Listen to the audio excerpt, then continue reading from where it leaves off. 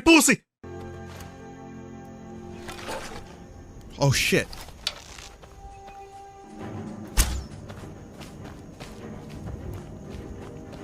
You got this, you got this. No, no, run, run, run, run, run!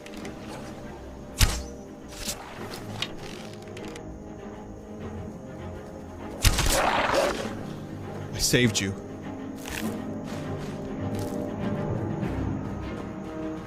You best be thankful. I fucking saved you! What? What? What do you mean?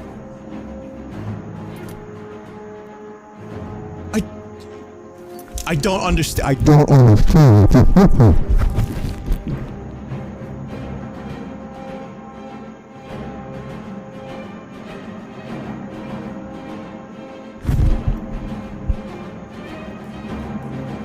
Unbelievable. It just fucking works.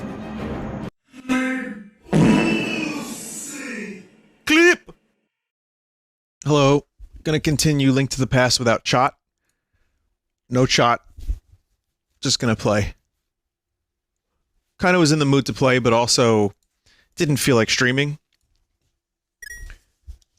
And so, I will continue this playthrough. Again, the whole argument of whether or not it's the same, or good, or better, or bad, if I'm streaming or not, well, that's up to you. But, give it a shot. I don't know.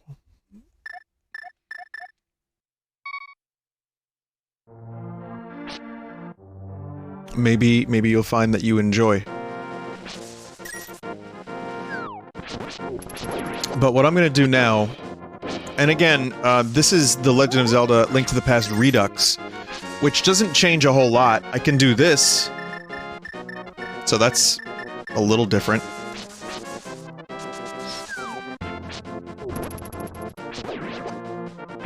But yes,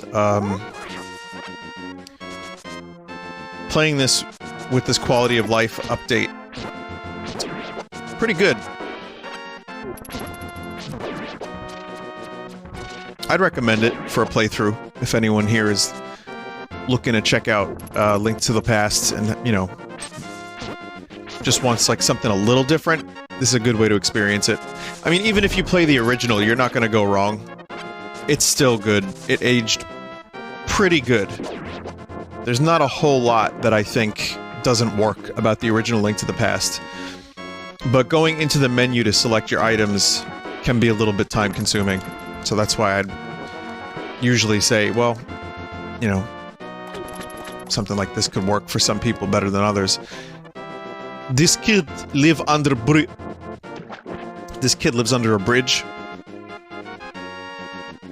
Yo, Link, you seem to be in a heap of trouble, but this is all I can give you. How does this kid know who Link is? That's it. There's nothing... There's nothing else. Though I appreciate that there's an NPC here that's its own unique sprite, as opposed to just a treasure chest. Because it could have just as easily been a treasure chest with bottle.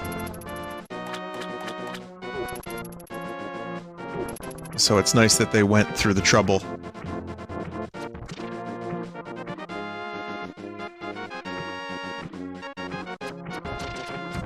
Okay, so...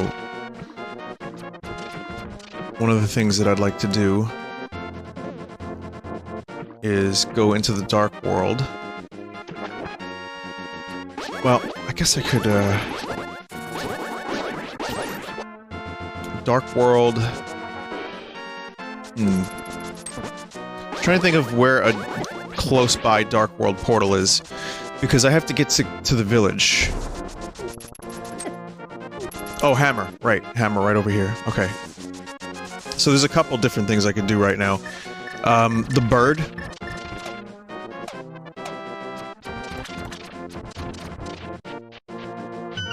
For example, we can get bird. Some refer to bird as weathercock.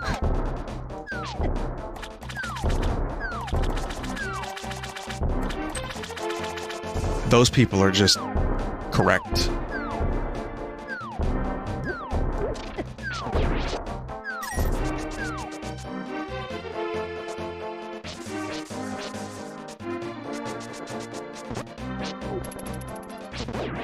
I've talked about this while playing, but there's like an illustrated graphic novel that covers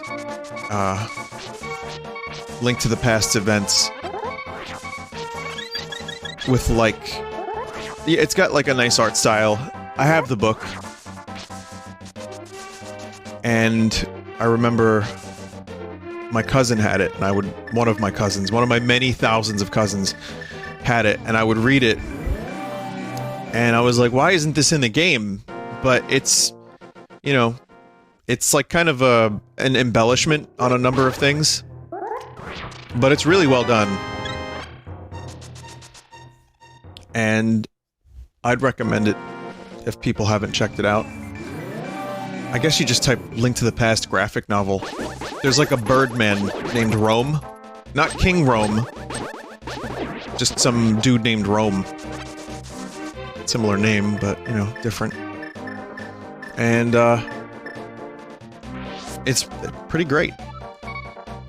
But I guess one of the things I always loved about games like this was the ability to use your imagination and fill in the blanks. But then also the official artwork would sometimes help you out with that. After wandering into this world, I turned into this shape. I enjoyed playing the ocarina in the original world. There's a small grove where many animals gathered. I want to see that place again. I buried my ocarina there with some flower seeds. Will you try to find it for me? I will lend you my shovel. Good luck.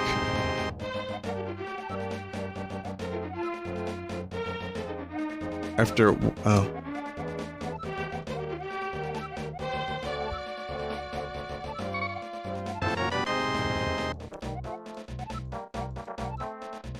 I didn't just get 2 shovels, did I?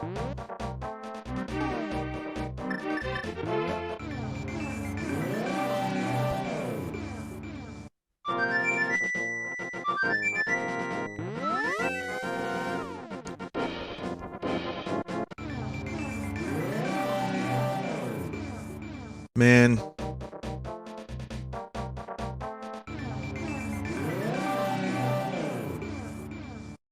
That noise for going into the dark world and light world is so fucking good. The effect is good, the noise is good.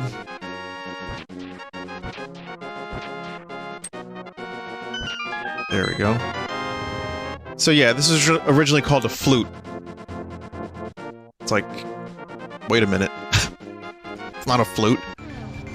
I was like, why is this flute big? Why is it engorged? Thank you, Link, but it looks like I can't play my ocarina anymore. Please take it. If by chance you go to the village I lived in, please give it to a tired old man you will find there. Oh, my mind is getting hazy. Please let me hear the sound of the ocarina one last time.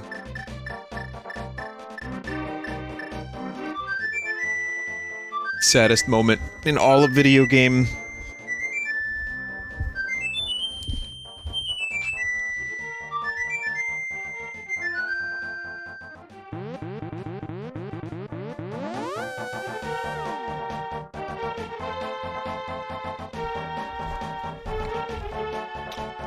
There's a tree now. What? What's this? Why am I facing? What is going on here? Okay, I guess the Redux version also added a new glitch or two.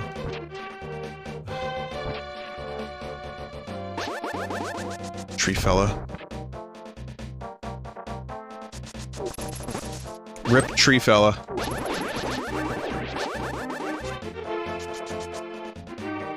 Okay, so... normally now, you know, you'd want to do dungeon number 2.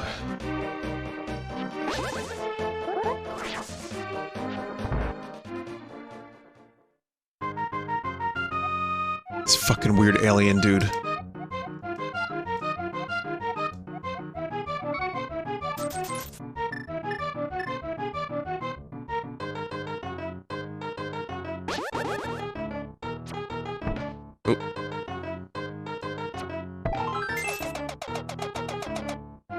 Honestly, that could be an emote. If we could fit that into an animated emote, I would try to get that. He just hits a drum. He just hits a drum. So weird. Oop. Oh god. Believe it or not, I've done that minigame very well on occasion. I don't think I have the patience for it right now, but...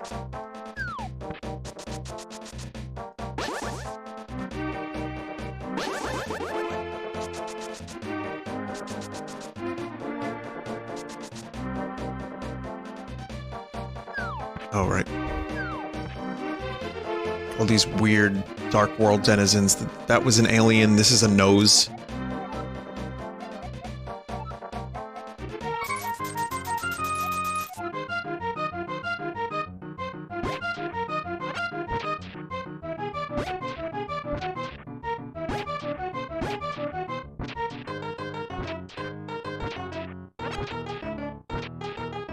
It's gotta dig.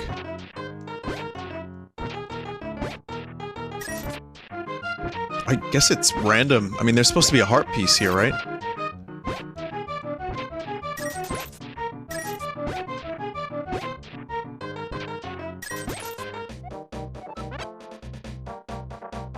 Pretty sure it's totally random, but, I'm almost positive there's a heart piece.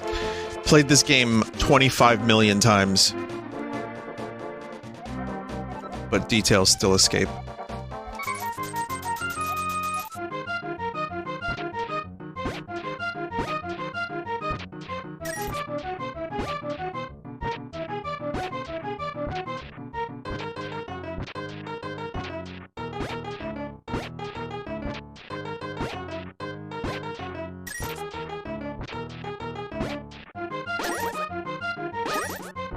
Come on. Heart piece.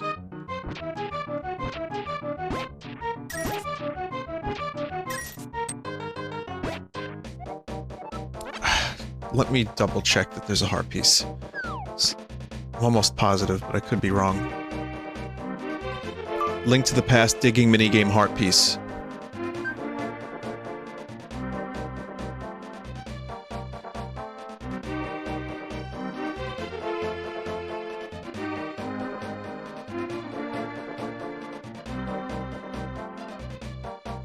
Okay. Yeah, there's one.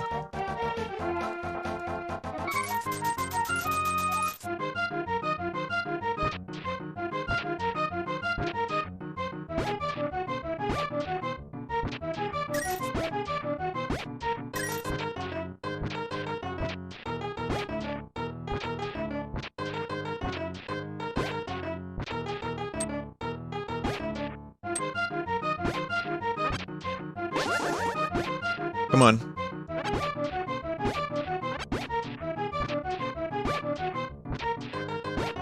Yes! Got it. Oh wow, that was a last second heart piece.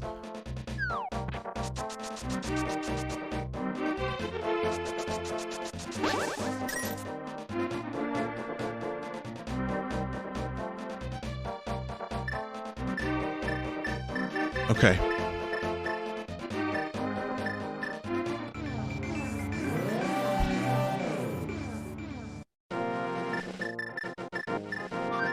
Well, before I go to the weathercock...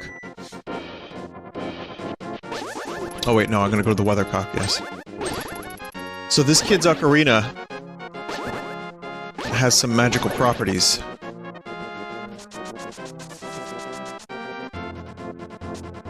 I think it's cool that there's an ocarina in this game. And then it would later become like a major plot point. Including the name of the game for the first 3D Zelda. Like, I wonder if they just... Well, there was an ocarina in the other game, you know? Oh, this is my son's ocarina. Did you meet my son? Where is he? Is he alright? Oh, I see. Well, I can tell what you want to say by the look in your eyes. Would you keep the ocarina? Will you play its sweet melody for the bird in the village square? I beg of you, please. My son would probably want it this way. But still, I wish I could see him once more.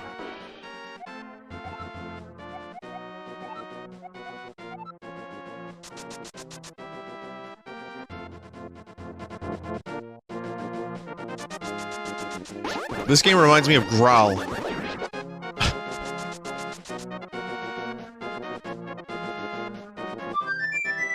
It's funny though, even though I played this game a lot as a kid, and, you know, obviously there's no random elements really, minimal, I tend to enjoy subsequent playthroughs. Even knowing, like, generally what to do, and I was way better at, like, going through this game quickly and knowing all the tasks and steps when I was younger.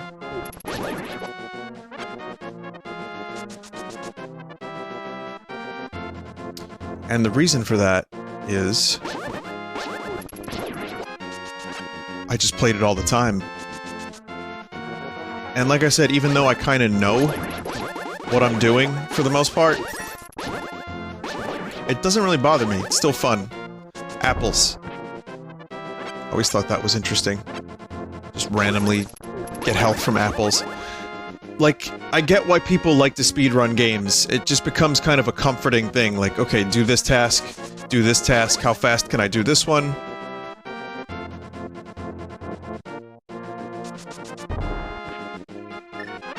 Anyway, this is the earliest you can get the 3rd level sword. And when I discovered this as a kid, because I remember it was one of those things where I put 2 and 2 together, I'm like, wait a second. I might be able to get the level 3 sword right after I get the hammer. Not right after, as you'll see I have a little bit of work to do, but...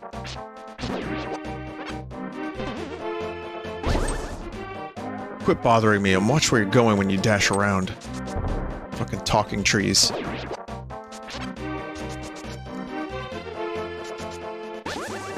But this was like my version of a sequence break. I'm sure other people have done so as well, but...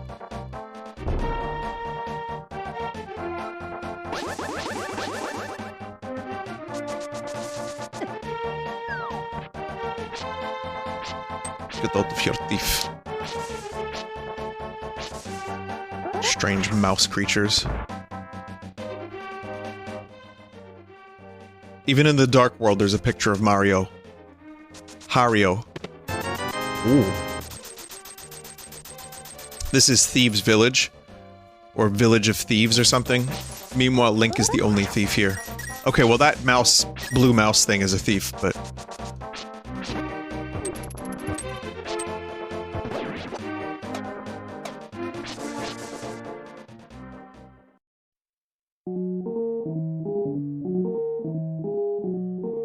Small mouse? I don't even know what these creatures are supposed to be. One thing I never really understood is why do these guards have, like, lollipops instead of weapons?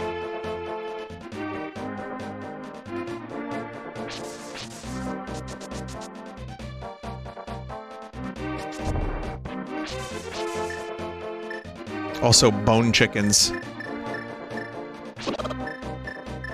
Huh.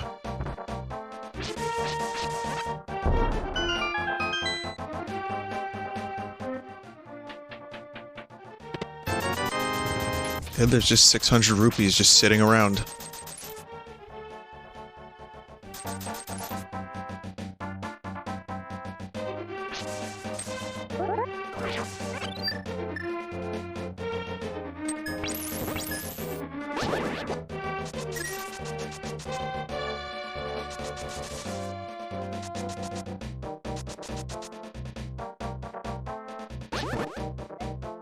Village of Outcasts. People without rupees are not welcome here.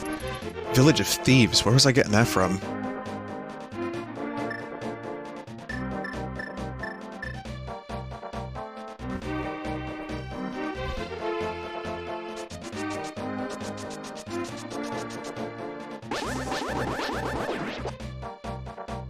My brain was too mushy to play this game when I was a kid, though. So I needed help. My cousin, like I said, would help me, and we would play it together, but then there were times where I just play it on my own. It's like when you try not to play a video game that you get, because you don't want to, like, make too much progress without your co-op friend. Well, this is what we played. We played...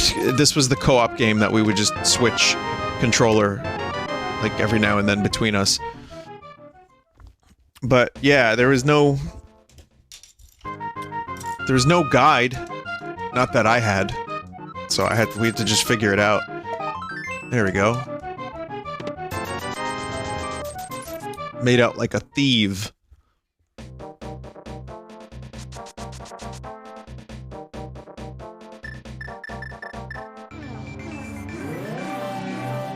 I forgot to play for the weathercock. Oh wait, no, I got the weathercock.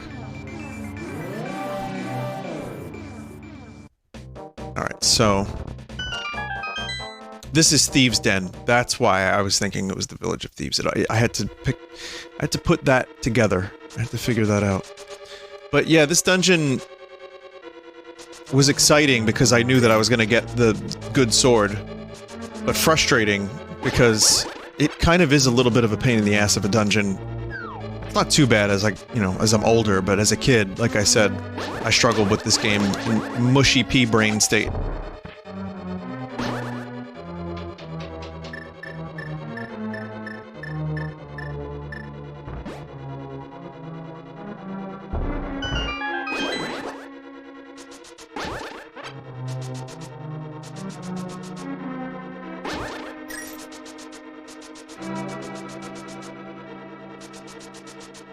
This music is very sinister.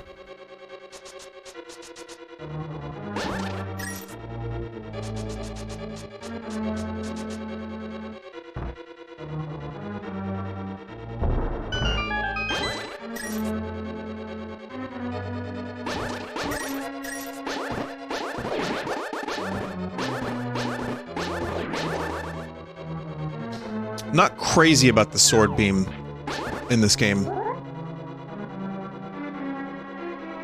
Just the effect of it and what it sounds like.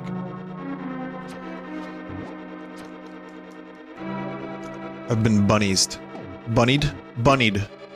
Bunnerized.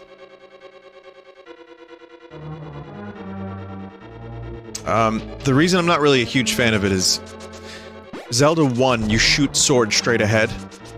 It has a kind of a cool sound. In this game, not so much.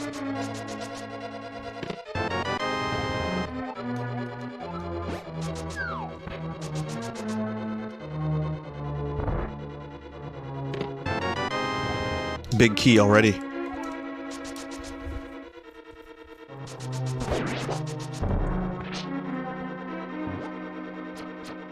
It sounds like a Wizrobe attack.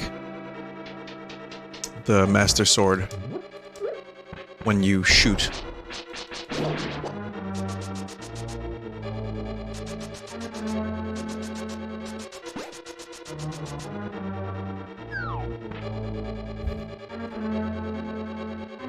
Not that it sounds like a specific Wizrobe attack. It sounds to me in my mind like what that would sound like. Okay, so now...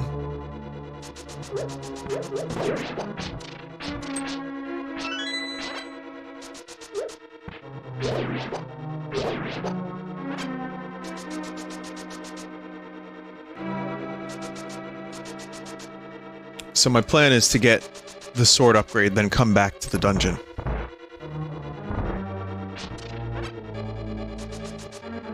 Actually, I probably could just... I probably could complete the dungeon. I mean, it's not that hard, even with the level 2 sword, what Master Sword. Basic Master Sword.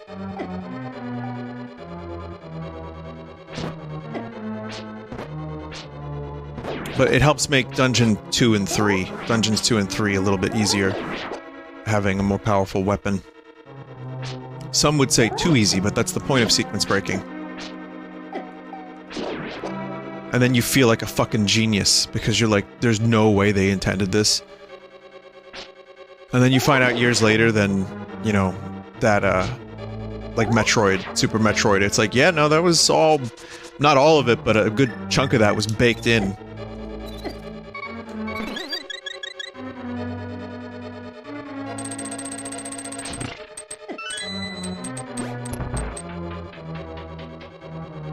Giving the player freedom to experiment and try different things. and also, like, play the game how they want, I think is a great thing. Probably the reason why Breath of the Wild was so successful in giving the feeling that it did, despite it not being a traditional Zelda game, and, you know, there's people that don't love it. Weird that, okay, so I saw the cycle of Zelda is game comes out, everyone loves it, and then, well, okay, no, Zelda game comes out, and then people are like, oh, the previous one was better.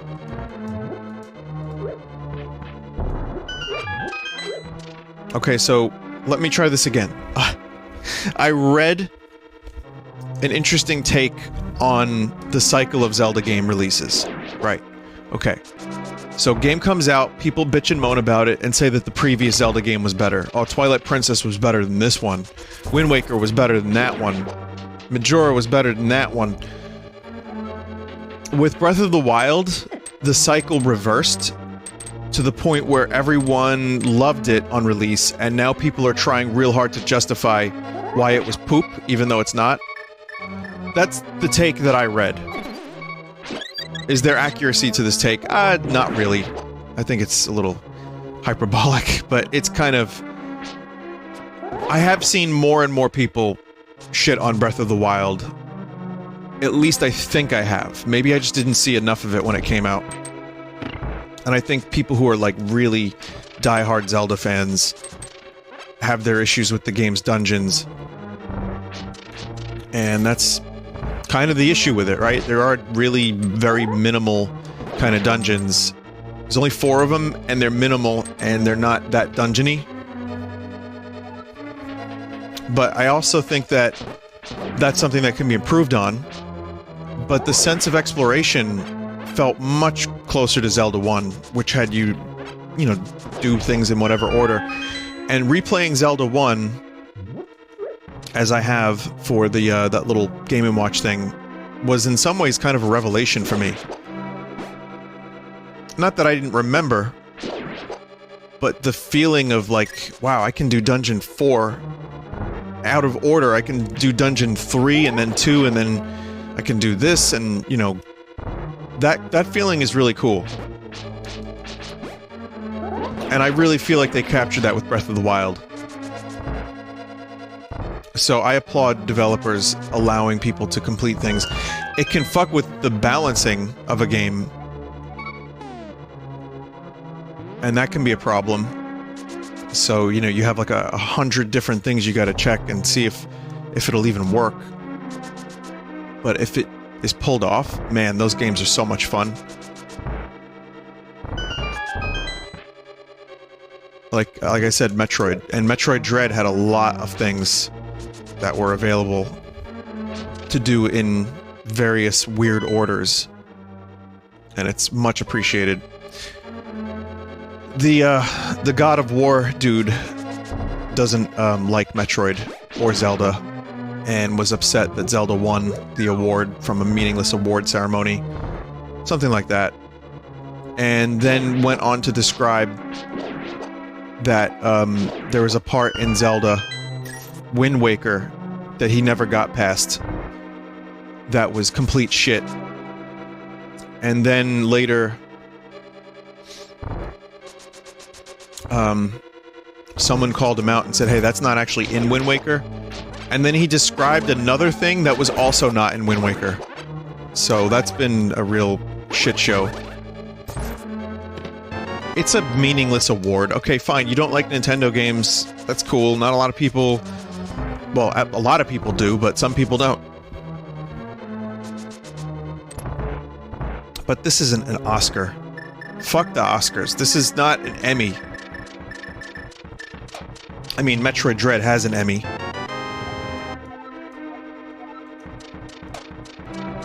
Several. Anyway, there's the power gloves. Okay, so yeah, I'm gonna complete this dungeon now.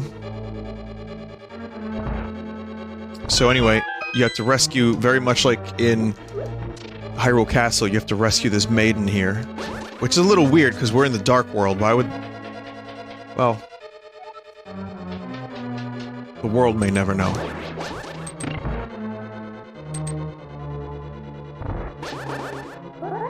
So when you try to take her out of the dungeon, it says, too bright. This was one of those moments as a kid where I was like, holy shit. Because, so I rescued her, brought her outside, she says, ah, too bright, or something like that, and then she goes back in the dungeon, and then you have to rescue her again. But then I noticed on the top floor there was a place to bomb. When you bomb, this happens. Too bright. God, I love that. I love a dungeon with a little story. And then you even hear about the villain named Blind. Like, in the town. So there's like, or, you know, I think in Kakariko you hear about it. So the connection to the Dark World is established. So there's clues.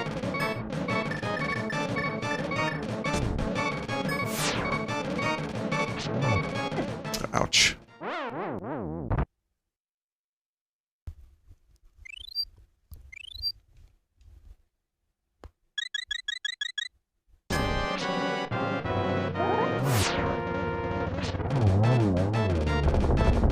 It's a little bullet spammy, but we got it.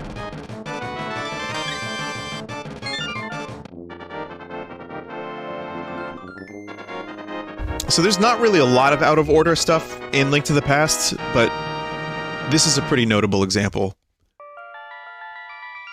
The formula started getting pretty restrictive for this game, and this would then establish like a whole lot of Zelda tropes going forward. Link, because of you, I can escape from the clutches of the evil monsters. Thank you. As the sages sealed the way to the Dark World, the Knights of Hyrule defended them from the attacks of evil monsters. I heard that the Knights of Hyrule were nearly wiped out in that battle. You were perhaps the last one to carry on the bloodline of the Knights. It is ironic that the last one in the line has the potential to become the hero of legend. Surely you can destroy Ganon. Do you understand? The what?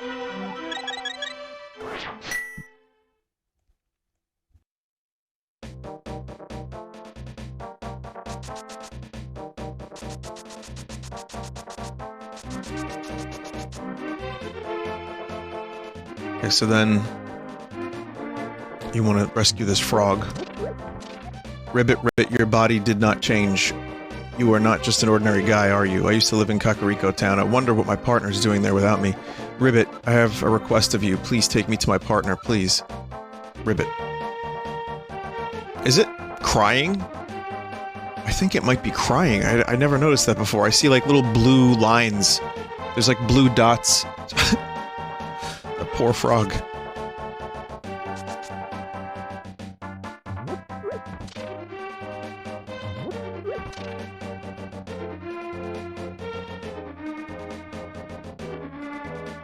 Well, we can rescue the frog first.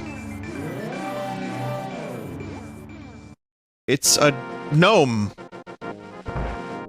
Quiet. Happy days are here again. You found my partner. We're very happy now. Drop by here again. At that time, we'll temper your sword perfectly.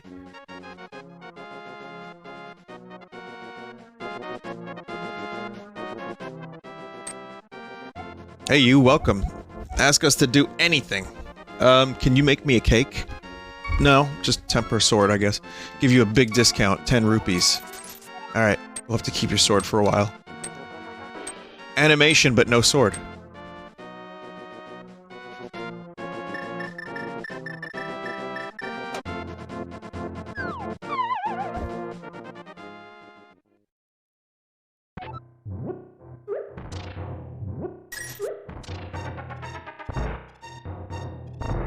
Uh-oh. Wrong way. Uh-oh.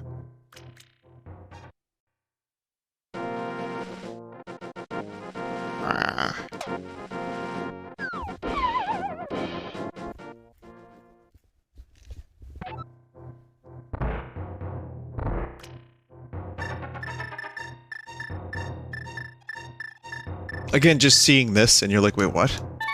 Gotta put magic powder on it. So you still have a chance to solve things on your own in this game, despite the more restrictive nature of the formula going from Zelda 1 to this. I'm excluding Zelda 2 because that was more of a departure. Blast you for waking me from my deep, dark sleep. I mean, thanks a lot, sir. But now I will get my revenge on you. Get ready for it. Is that okay with you, sir?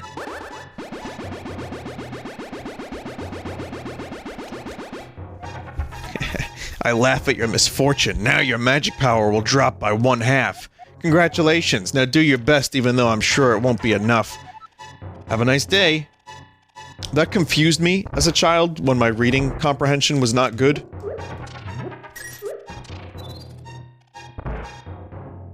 But yeah, magic powder. Magic powder and magic power.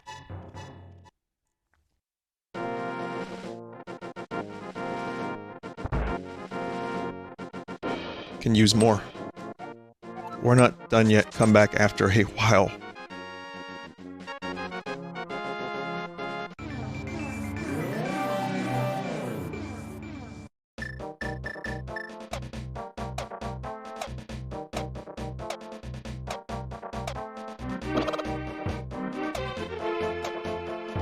Listen, it's not my fault if a skeleton bone chicken decides to get in the way of my hammer.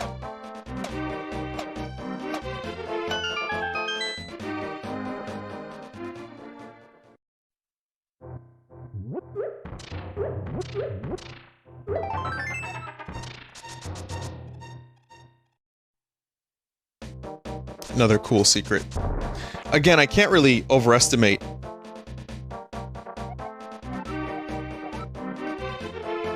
how cool it was to discover these things. And again, this is before, like, just as the Super Nintendo came out, so gaming was still... This type of gaming was still kind of in its infancy.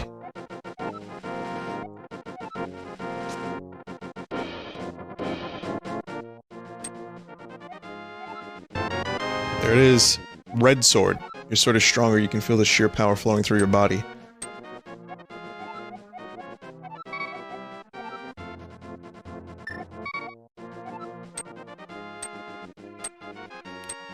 It's weird that the option to temper it comes up again, but they can't temper it any more than that, so...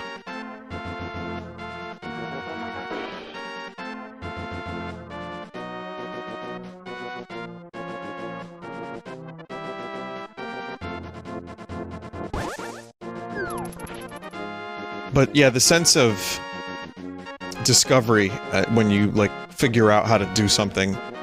That's why this is probably maybe my... Not why. I mean, there's 100 reasons why I love this game, and it's in my top 3. But one of the main reasons is just how many moments I discovered, like, as a child, like a dumb child, on my own, that made me feel smart. Because you don't know this stuff, and then you know it by discovering it, and it's great.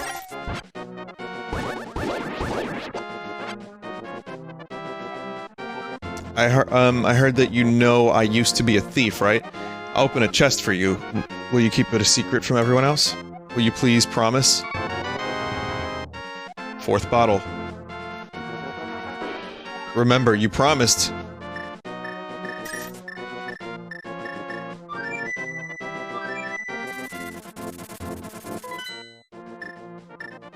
I mean, I can do different... Like, I can go in different order for a number of things at this point.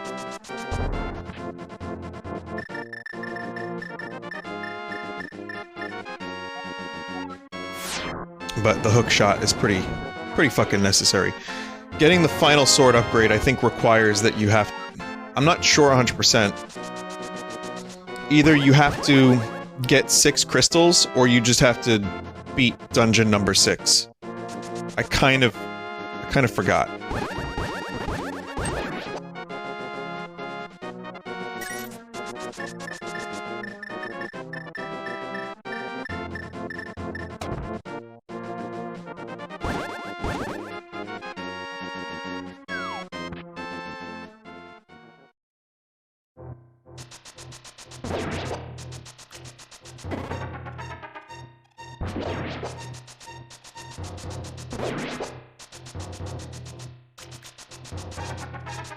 These mountains always confuse me.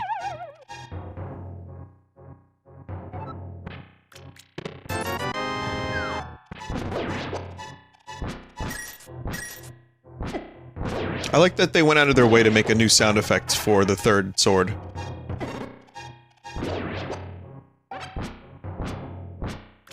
Just a little cooler sounding.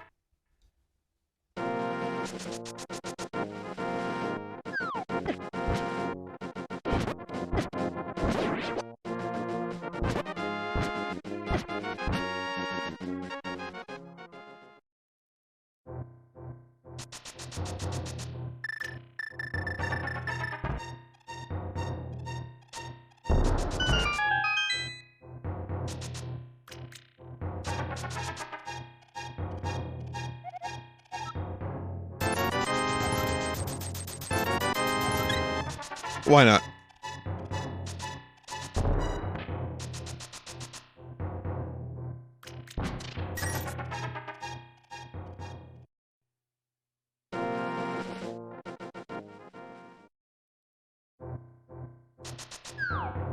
Yeah, hook shot required. I was hoping to get one more heart piece. I know there's ways to do that now.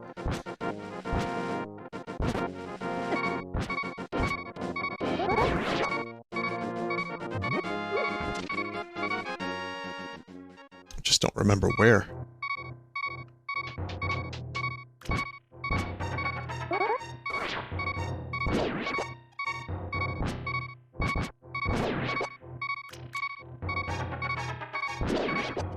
Dangerously close to death.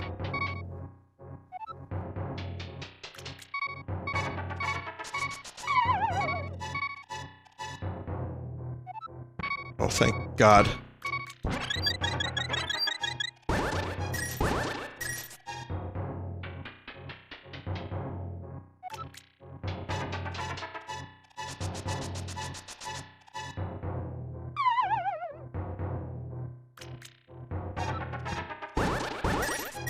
Hmm.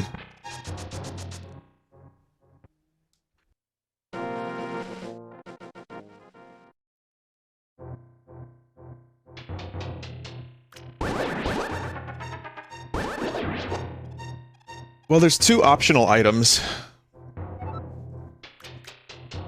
One of which I'm gonna get. Well, both of which I'm gonna get in a minute.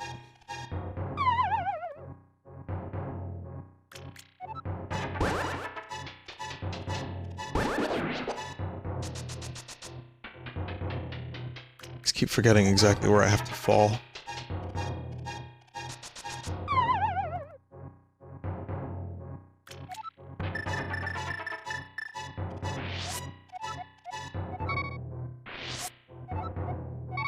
Nice.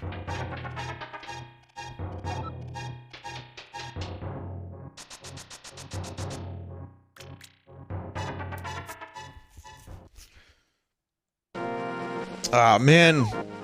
Oh well.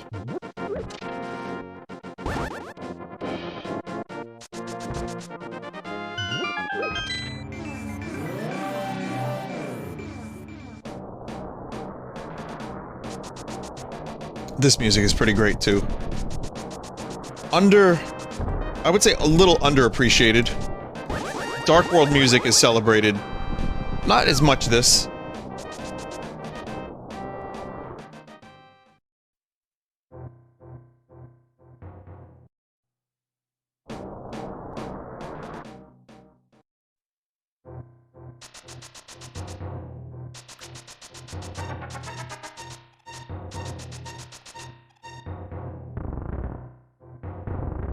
Wow. Wow. Moving one of those blocks kind of sounds like Owen Wilson doing WoW, slowed down by 75%. Wow.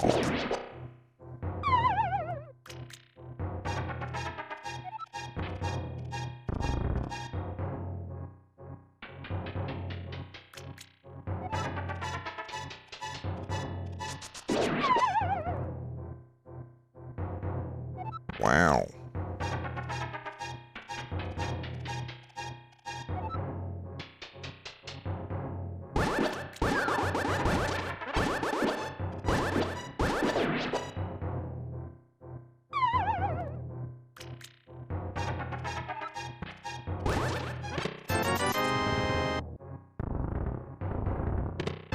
Just bombs. Hmm.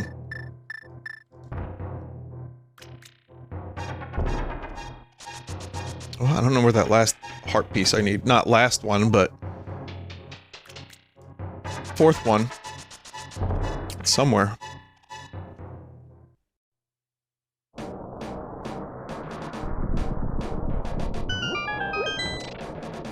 Could this be it? Or I think this is a fairy fountain? This is hookshot required. Yeah, I'm up on this mountain a little bit too early, truthfully.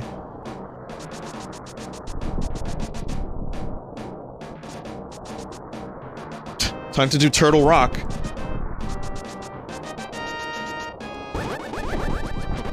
Lionel's.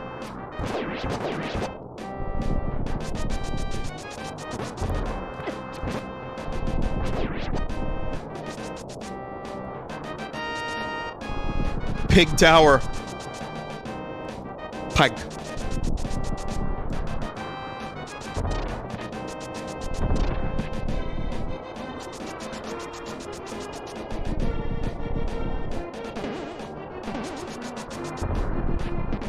The lads again. Wow, your shape didn't change. You get the moon pearl, huh? Let's talk to Ball. You didn't change your shape. You aren't just a normal guy, are you? Damned to an eternity of being kicked around by a dinosaur. Worried that at any moment it could land on the dinosaur's spike.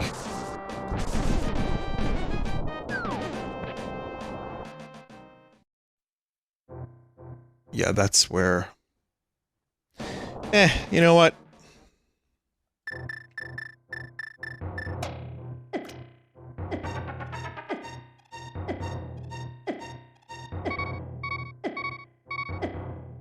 You need the magic cape for this.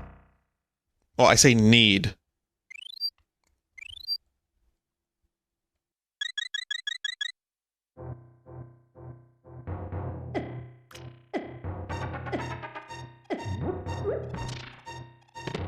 You need full health and one fairy. Pretty much.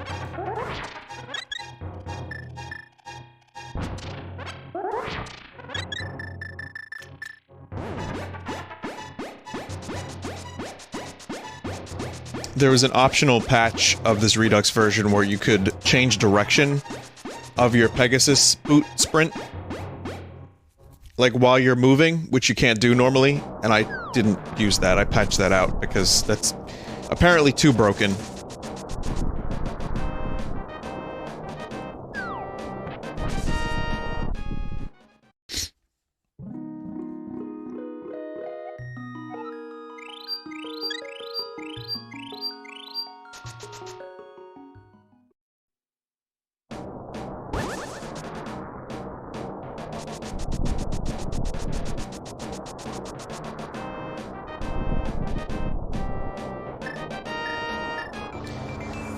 Well, I'll get another heart piece soon.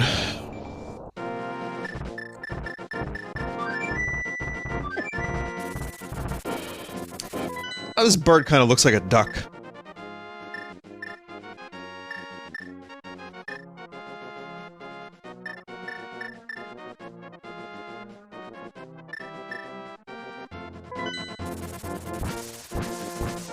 It looks like a little Pekin duck.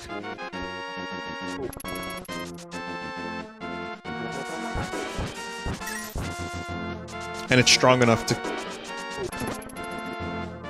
It's strong enough to carry Link.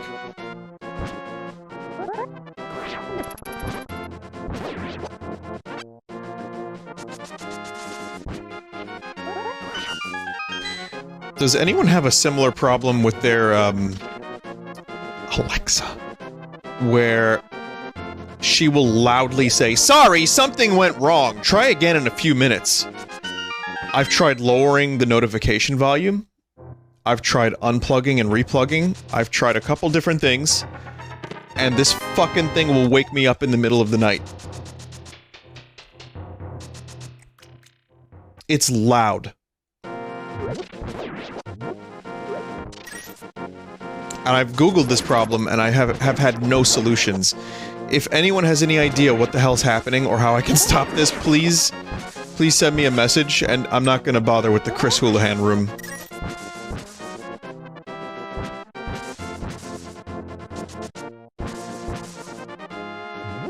But man, is that shit annoying.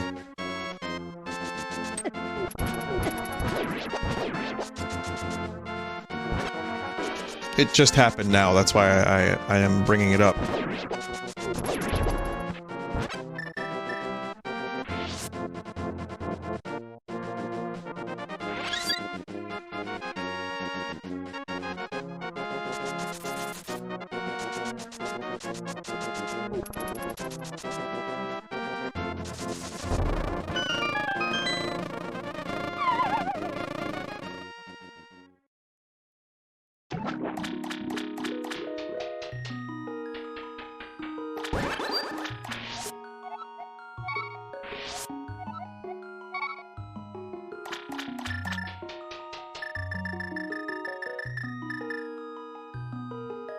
There it is.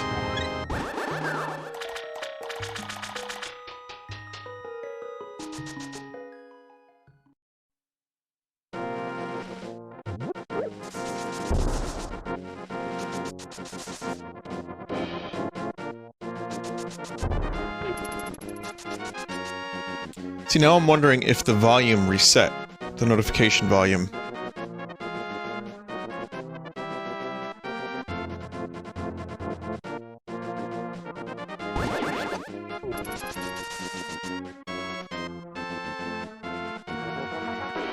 Recently launched Big Fart.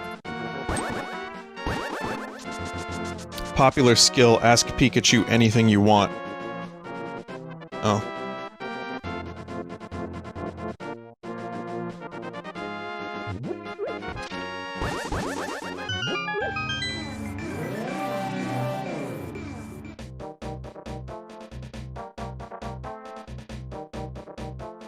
Volume is all the way down, and yet that thing, the notification of sorry, something went wrong, is so loud.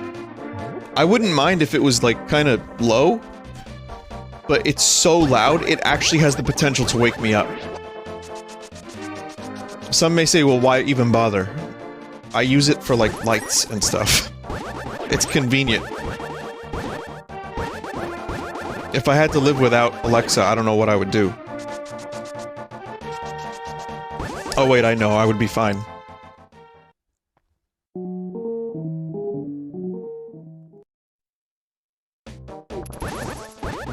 Ever notice that that dude's the same in the light world and the dark? Kinda just put that together just now.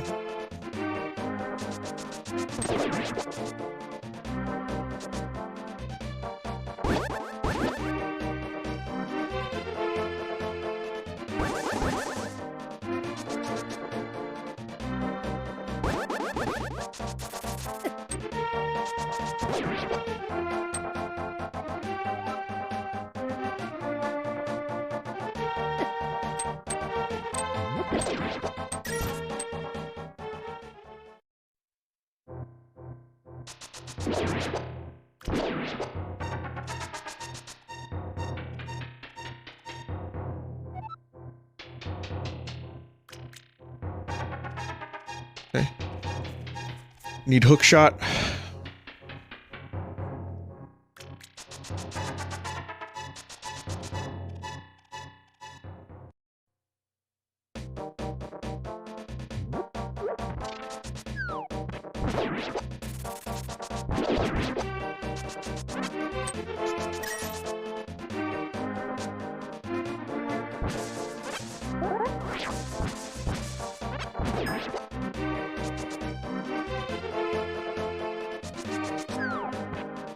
Sorry, something went wrong. What? How dare— no. Profitable story if you pay me 20 rupees. An incredible beauty inside the pyramid. But someone sealed the door, you can't do anything with a standard bomb, they say.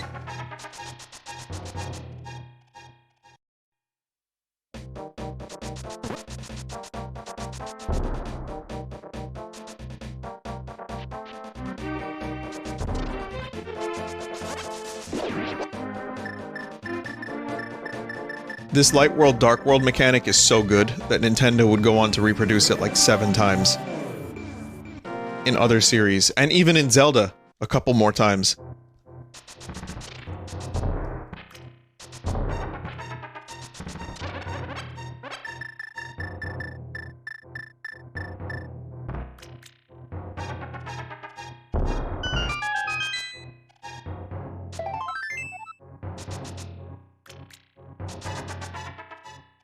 Why didn't Nintendo copyright Dark World? Like, what, that time, oh, fuck.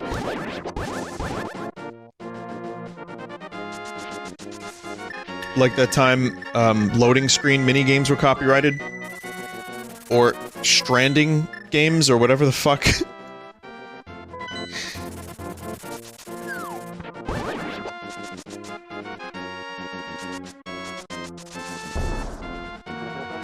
Just copyright every mechanic in a video game. Discover something cool and new, copyright.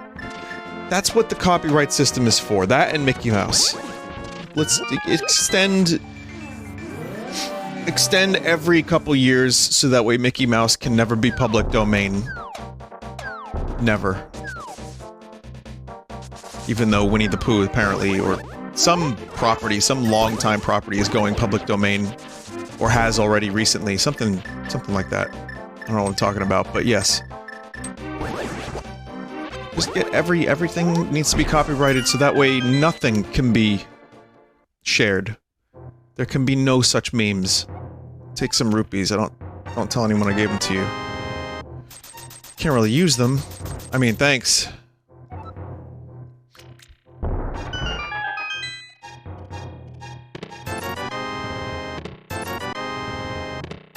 Too many rupees, not enough uses for them.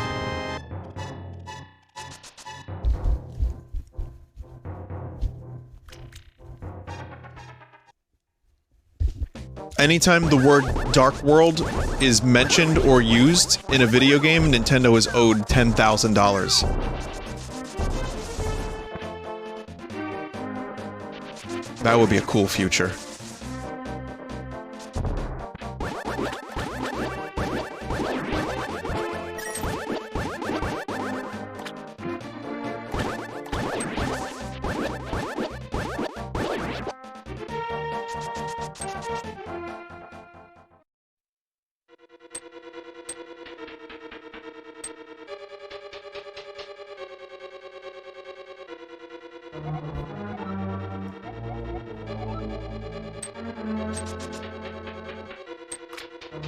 Speaking of cool game mechanics.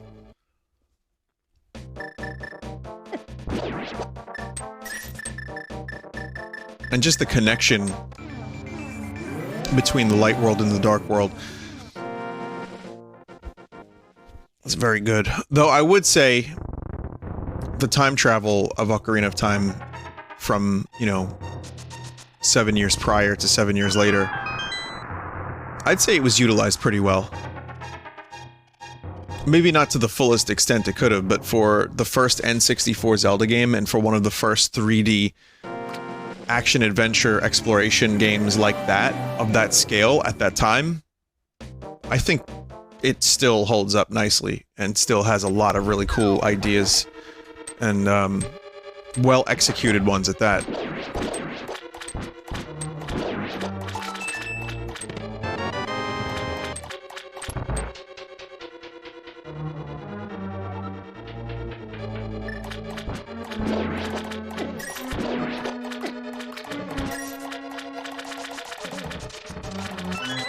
Remember, Zelda 64 could have been the game we got, which was the one that we saw, like, real early on, which just looked like basic-ass 3D Zelda game, where Link fights skeletons.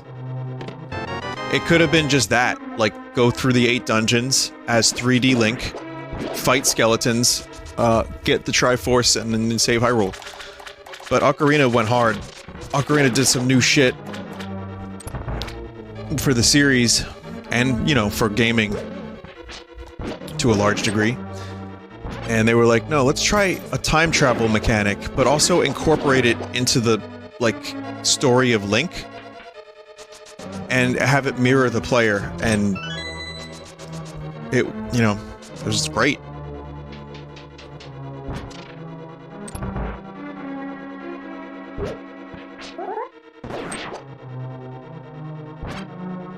The only thing in Ocarina that sometimes doesn't feel amazing is the combat itself, which I don't think is bad. I think the Z targeting was a necessity, and I think it really, you know, it worked for the game. It was needed.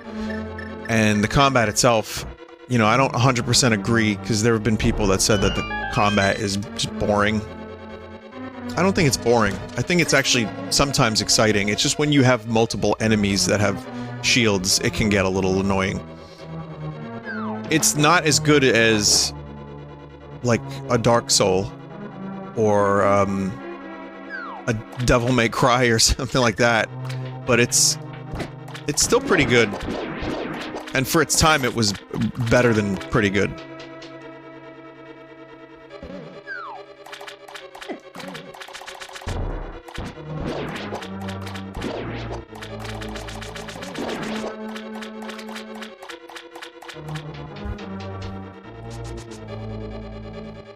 But yeah, even playing Ocarina, like, these days, you can see, like, yeah, sometimes the combat isn't the strongest part of the game.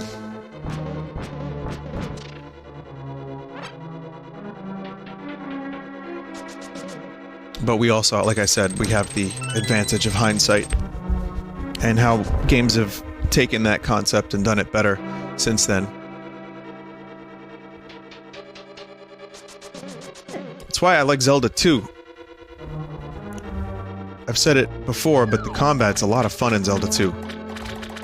You have high attack and low attack. Some enemies have shields. Some enemies have swords that have, like, that are reactive to Link's sword. The puzzle solving is almost non-existent, but the combat is fun.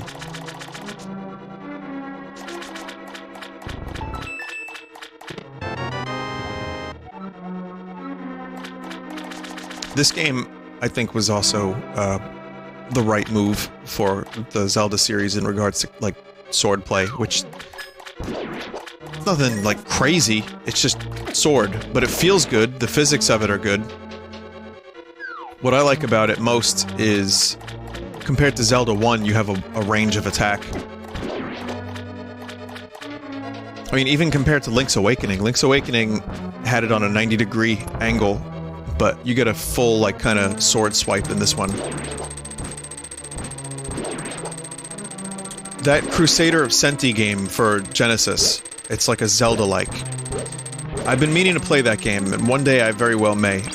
It was the Genesis's answer to, like, this game. The only problem I have with it is the sword swipes. Well, I mean, I haven't played much of it, but I'm sure there's other problems, and I'm sure there's other really, you know, cool things, appealing things. People really like that game. However,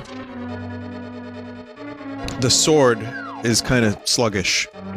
I don't know how that would feel for the whole game. I like that this game, it's, like, kind of fast. And I remember playing that, I was like, oh, this feels a little slow. But you get so used to this game that other games that are similar might feel a little weird. But still, I want to try it and see if that's even an issue. It might be a non-issue.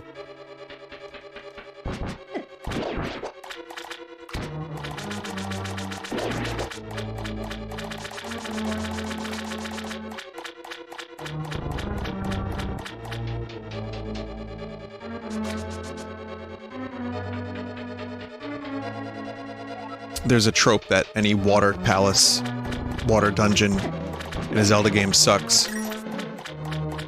I think the Ancient Cistern in Skyward Sword is absolutely great.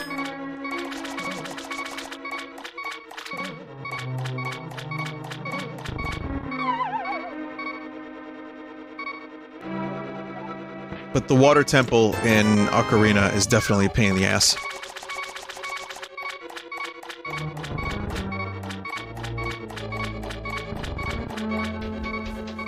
It's not too bad, it's just a lot of menu time for the boots, and a lot of confusion, but I don't think it's as bad. I think it's actually a very well-designed dungeon, just not my favorite by a long shot.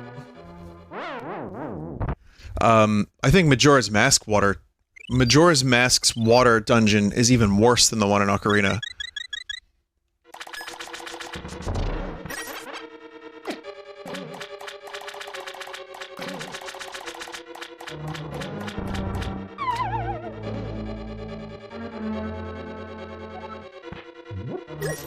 God damn it.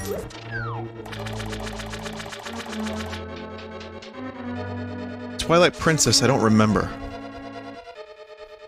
Wind Waker doesn't really have a specifically water-themed one, if I'm not mistaken, because, I mean, the whole game is water. But, yeah, I don't remember Twilight Princess, like what the water dungeon there was. Oh, yeah, with long hallway? Long hallway, no, that doesn't make any sense. No, I think that was the one with the big room where you can change the staircase. I don't think that one was all that bad. Vague memories. Even though I played the HD version a couple years ago, it's kind of not there. Memory's just not there at the moment. The other 2D Zelda games, I can't really quite remember. I mean... the one on, let me think, Link's Awakening. You have to dive. It's as annoying as this one, maybe, which is to say, it's not too bad.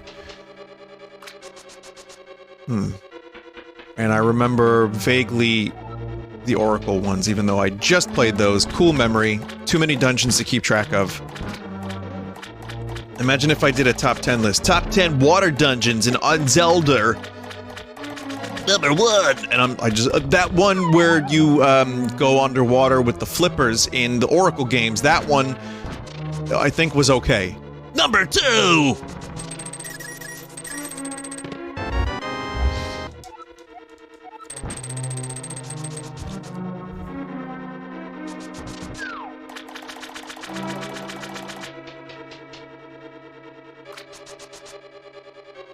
So, I'm gonna vote for... what's your worst water palace in Zelda?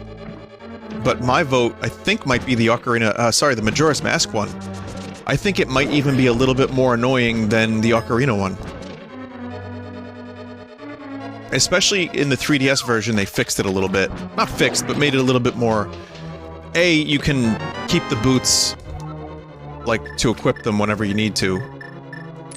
So that's helpful. And B, they added some, like, guides, some, like, to show you where the water levels go, and what rooms take you there, so it's just a little easier to parse the information required, without playing the guessing game and getting lost and having to remember the exact hallway. Which is great for me.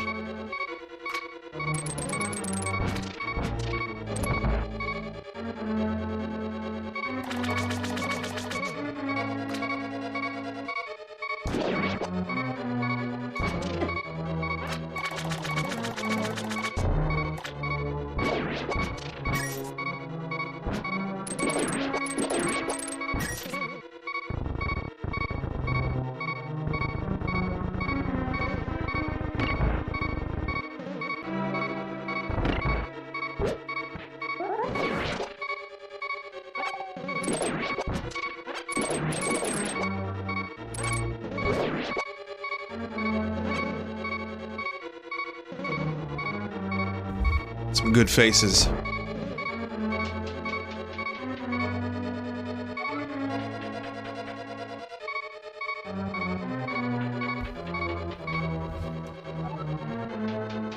This may not be my favorite dungeon, but it's not too bad. It is a little bit of a pain in the ass. It's a minimal pain in the ass, like... It's the type of ass pain that you just sat on your ass a little too long. Not, like, on the toilet, but, you know, in, like, a decent, but not amazing chair. That's the kind of pain in the ass this game is, for me. Or this level, this world, this thing, this dungeon.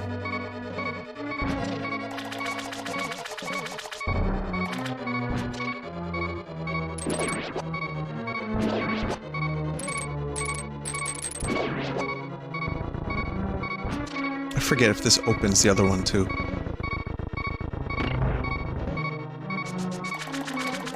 Yeah.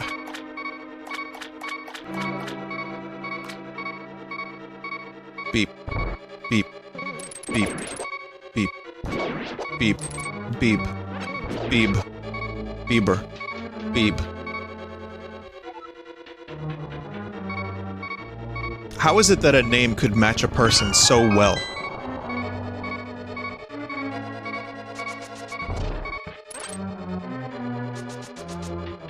This guy's a beeb.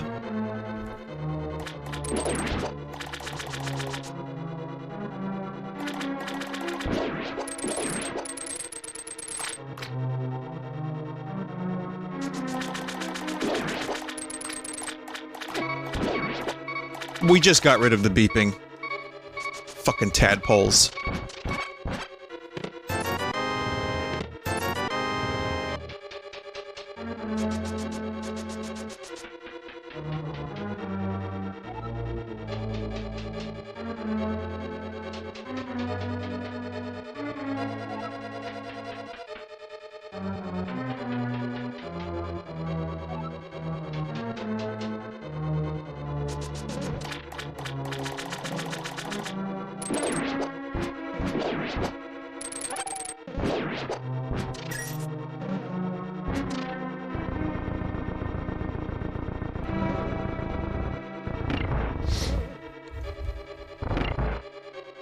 Still kind of semi-struggling with this dungeon all these years later.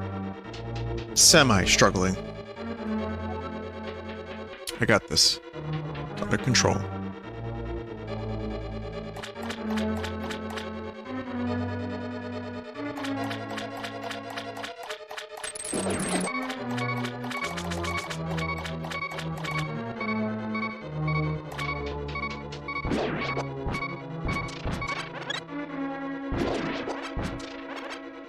Okay. I think we're good.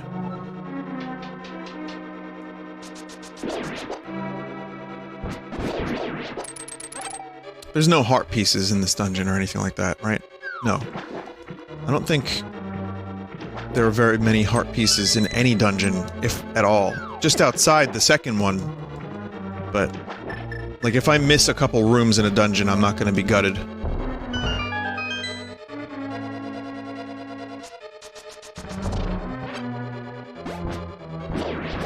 I think Nintendo should retroactively add amiibo support to every video game they've produced. Okay, that's a horrible idea, but what if they did? What would be the amiibo functionality for this game? Use Link amiibo, get double powerful sword for 20 minutes?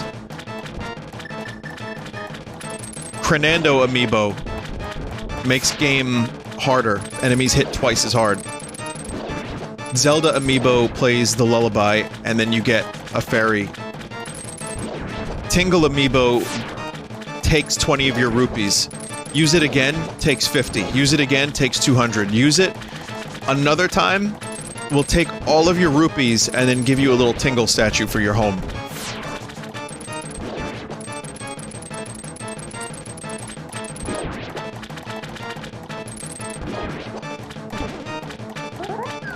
It's like Tingle is... I'm making Tingle into the Wario of the Zelda universe, even though that's not really the case. Oh god, is Tingle Link's Wario?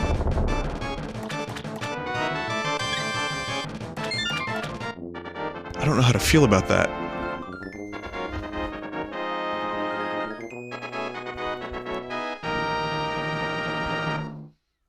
It's not quite the same thing, but Link's heart is different than Mario's heart. I don't...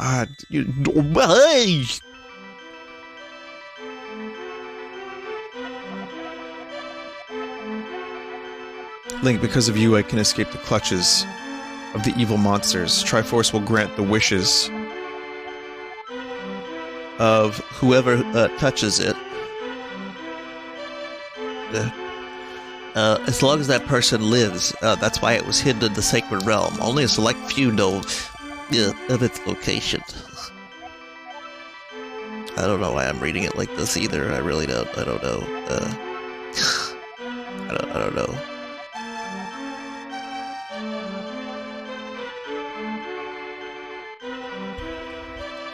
How to return to the light world. Remember that you have magical powers which only the hero can make the most of. Other magical warping points like the one you saw in Death Mountain. By using them you can go between two worlds and find the evils hidden in the dark world. You are the only one who can destroy Ganondorf, the thief. No, Ganon, the evil king of darkness.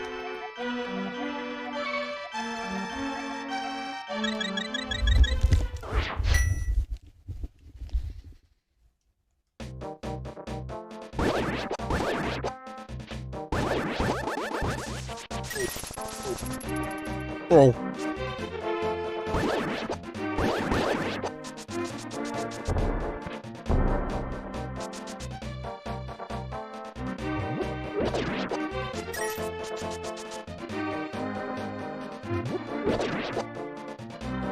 I was just thinking how nice it is that randomizers exist to breathe new life into games like this.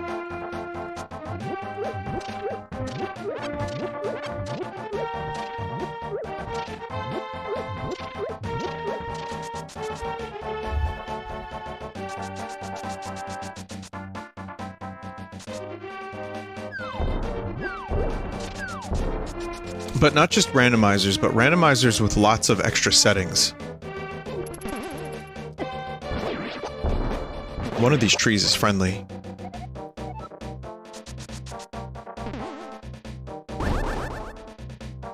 Wow, I haven't seen a normal person in a few hundred years. Let me talk to you for a while. I once lived in the Lost Woods until the day I wandered into a magical transporter. However, the Dark World quickly turned me into this tree shape. I guess the two forests...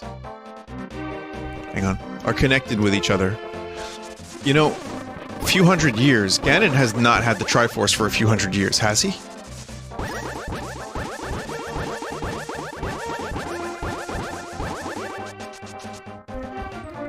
It kind of makes me wonder if time moves differently in the Dark World. Like, maybe Ganon got it a month ago, but for them, the Dark World has been here for hundreds of years. I don't know.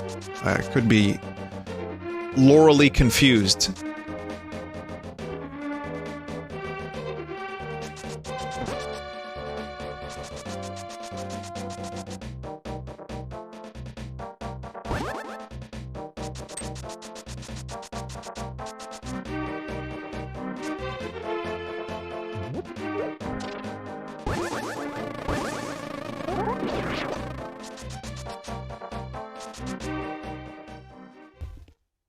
Okay.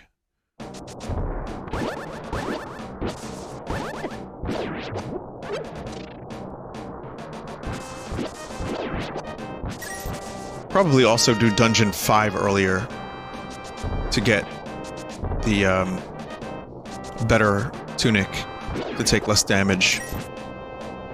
Wonder how early you can do that. I guess you need the ice rod for that, or the fire rod, so yeah, it's probably not worth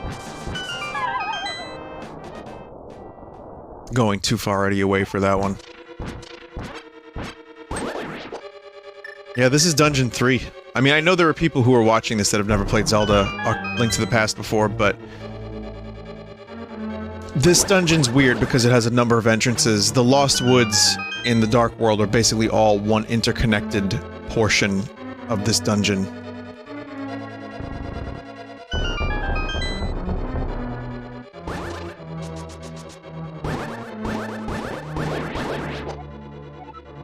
So that's where the item is. Gonna need the big key, of course.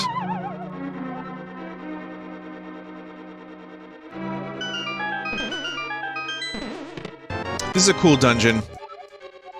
I always kind of dread this dungeon in my mind, and then I enjoy it when I get to it.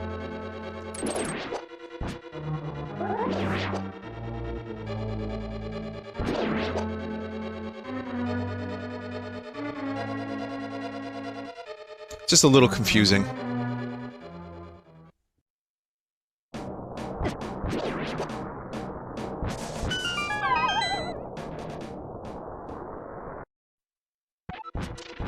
I thought there was a door there. No, that sucks. Never mind.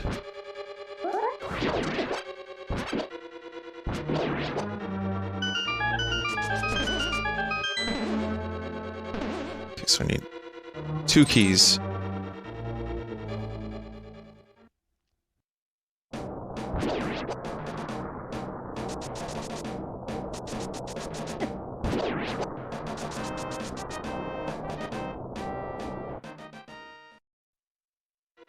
Still a really creative way to approach a dungeon where it's just not one single entrance.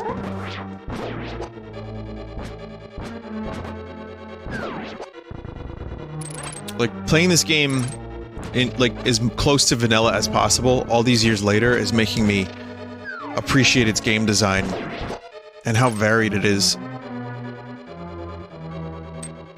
Like, this is stuff you just don't think about when you're a kid, and that's why it just kind of becomes a favorite, as opposed to, you know, just some emotional attachment I have to it, which I also do, but I've also spent years playing terrible games, and some mediocre ones, lots of great ones, but with all that informations that I have in my head now, I'm able to do a little bit more thinking about what makes a game great.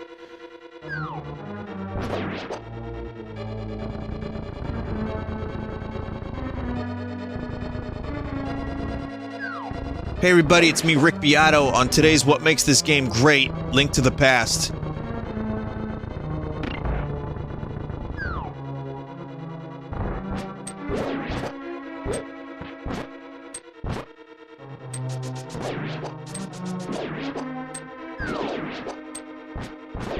I'm glad Beato was keeping the love of 90s music alive. He just did a video about, was the 90s as good as I thought it was? And he's like, yeah. And he just plays music and like, talks. And someone was like, the 90s are trash compared to the 80s. He's like, nah, you're wrong.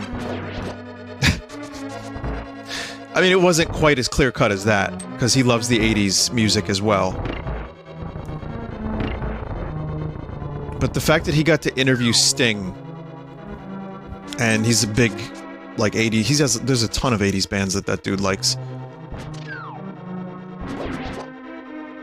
But, yeah, I think you could tell that he's just passionate about music, and I'm glad that there's a YouTuber, even though he's, like, just a dad. Just someone's dad. I like that he's knowledgeable.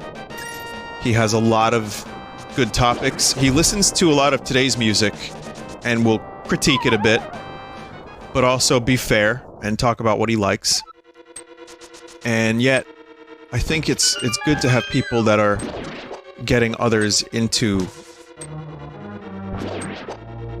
like, why music can be great, and why it doesn't have to just be, you know, a fun radio song, which is cool. You know, fun radio songs are nice, and it takes skill to write a fun radio song. But there's also other reasons music exists, and why it's so much of that music that I grew up with, that I still revere, is so important to me.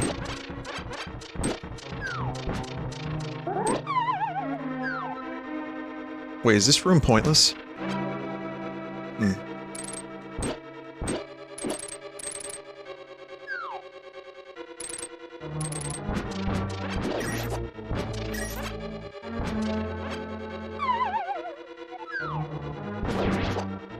I think I just wasted a key in that room.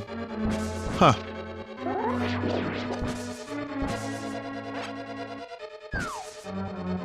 I forgot not to waste that key.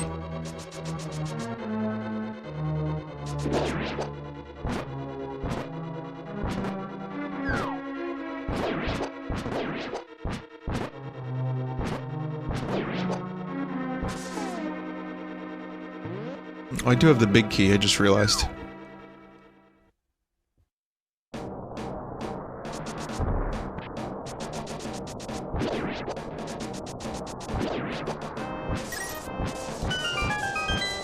Music opinions are very subjective, and, you know, you like what you like, and that's gonna be a thing that you know, I've grown up. I have strong opinions of what I like, but I also won't take away from someone what they enjoy, even if I really don't like Imagine Dragons. Now, the thing is about a lot of music is, even though it's totally subjective to compare, like, Bach to whatever pop music is on the charts right now, Island Boys or whatever, because someone would love the Island Boys but not love Bach or Mozart.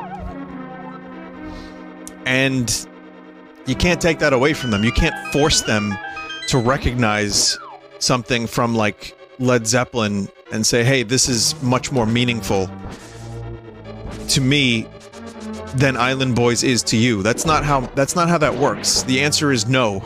The answer is no. You can't do that. But I think intent can sometimes be interesting. Someone may like the Island Boys may write a song and they're expressing themselves in a way that they know, where maybe you would say, oh, they just made that song to make a quick buck. And while I'm more inclined to believe that for a lot of pop music, because that's the hustle of it, and also a lot of the music is very samey, and a lot of it sounds lyrically and musically like, you know, there's also people that have writers that write for them to make the most effective song possible, to be catchy and to make the charts. So that you can probably quantify. What you can't quantify is how much that song may mean to someone. And that's why being a music snob about, like, what other people's tastes are does not really work all that great.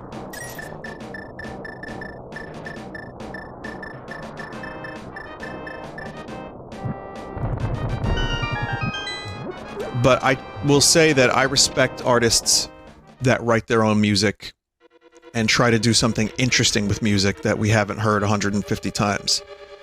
I like when you're listening to a song, like, you know, and there's like a weird, like it misses a beat and then comes back.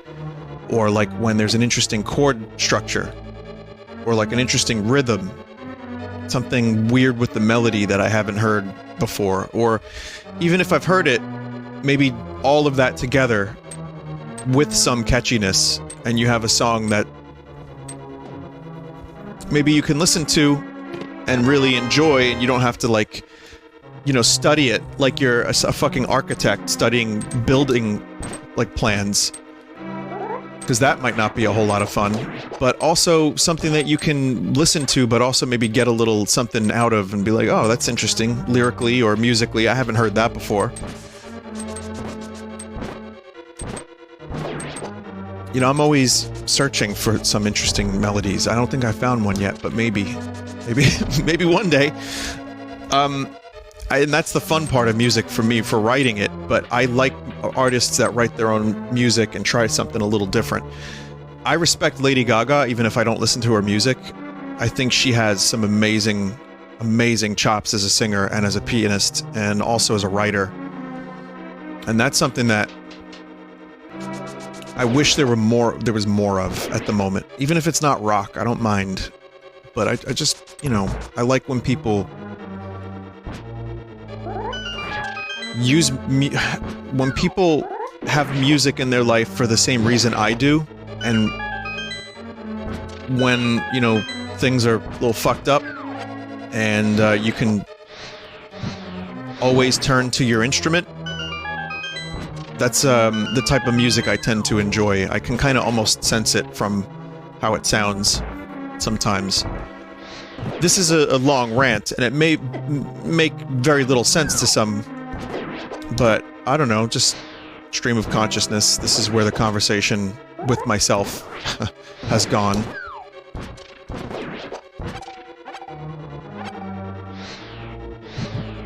And anyway, I appreciate that Rick Beato is a popular YouTuber that gets a lot of views, that also turns people on to how music is made, how it's written, different types of instruments, different great bands. Even some music, like, that I've never heard of before. He's kind of exposed me to a couple things, so...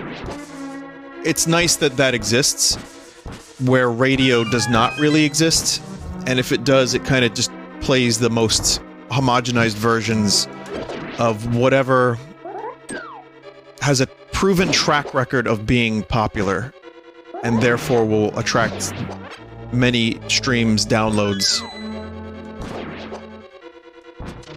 And I think that's also why music has kind of stagnated a bit. I'm sure people will tell me, Vinny, it hasn't stagnated. In a popular sense, maybe it has. Maybe the stuff that's top 40. I mean, Sting had an interesting thing to say about it, too.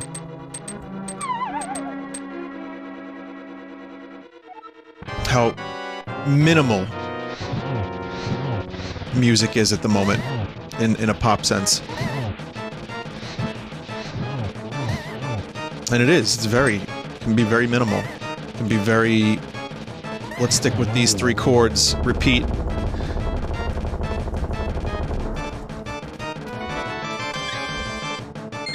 I guess punk music was that. But punk music... One of the reasons I like punk music is it had... I guess a purpose of, like, anger. And, like, yeah, we're fighting against... playing... What am I even saying? Punk music, there is a lot of anger and like, hey, let's change things. And also, we don't need to be great musicians to have fun and play music. Sorry, I'm ranting. Gotta get my thoughts out, but at the same time, I want to just stop talking, and I will do so. Do you know the prophecy of the Great Cataclysm? This is the way I heard it. If a person who has an evil heart gets a Triforce, a hero is destined to appear. He alone must face the person who began the Great Cataclysm. If the evil one destroys the hero, nothing can save the world from his wicked reign. Only a person of the Knights of Hyrule who protected the Hylian royalty can become the hero. You are of their bloodline, aren't you? Then you must rescue Zelda without fail. Do you understand? Yeah.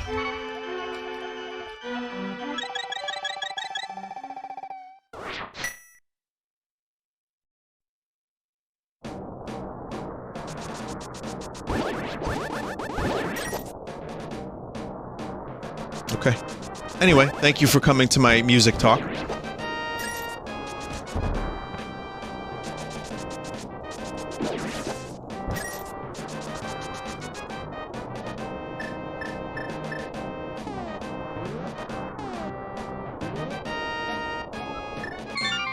Also, there's a lot of great music out there that's just not popular. It's just hidden. You know, stuff that you're only going to find on Bandcamp. And I'm guilty of not seeking that music out. One of the reasons I don't is because there's so fucking much of it. It almost becomes overwhelming to think about.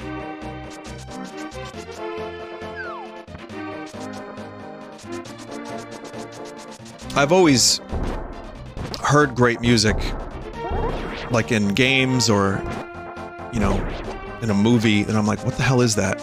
And then you find out it's just, you know, someone I've never heard of before. And I want to find more of that, but at the same time, it becomes an exhausting task. And that's why Spotify's algorithm is sometimes great, because it throws like 5 popular songs at you and one maybe you've never heard of, and then you're like, oh shit, I want to check that artist out, because it's similar. So the algorithm bad because not human, but also algorithm good because exposed to new music that's similar to good music that you like. But yeah, I mean, we've reached the point where there are so many movies, so much music, so many books, so much creativity and art in this world that you could spend your entire lifetime listening to every band of every genre, every artist of every genre, and still run out of life before you get to listen to all of it.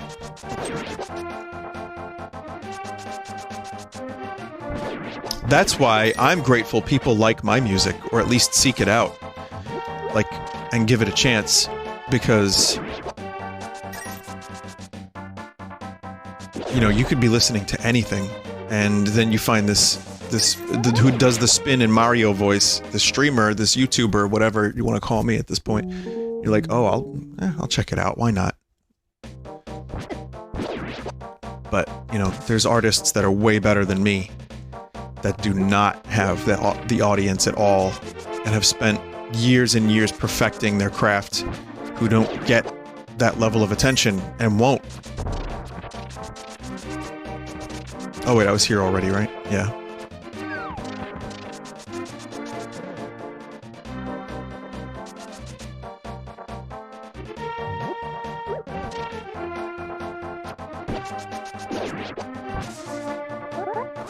But I guess luck is kind of always factored into it. There's a lot of bands, a lot of artists from the 60s and 70s that I'm sure got shafted, and we only know about the ones that were given a chance with the record label. It's just then there were less around that we're aware of, but a whole lot more that just did not get record deals, or were totally ignored, or like we're not given a chance.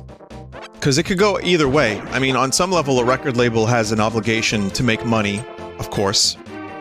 So if they pick up an artist, you know, and they're taking a chance because they're like really creative, maybe they have a couple amazing songs, but the guys are like, you know, the people in the band are just not like motivated or don't actually write new music. And suddenly you just signed, you know, $50,000 over to these people that are just gonna drink and smoke weed and not record any new music. So I'm sure, like, people wanting to scoop up any band that sounded like the Beatles at that time also had to be like, well, are these people gonna make us our money back? Can they even write a decent song? Are they gonna, like, break up within a month of us signing them? And sometimes those choices did not work out, and you have one-hit wonders, which the movie That Thing You Do is really great, by the way. Recommend that. But you have one-hit wonders, you have bands that maybe do one album and then broke up.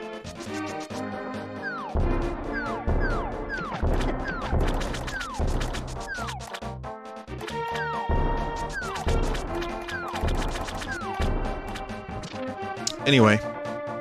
Yeah, to me, I find this stuff very interesting. Clearly.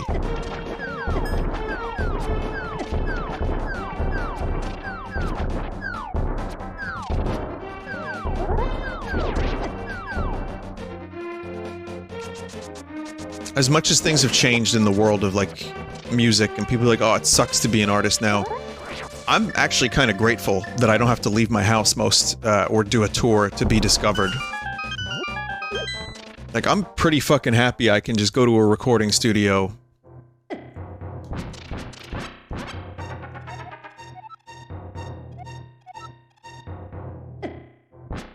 Forgot about this room.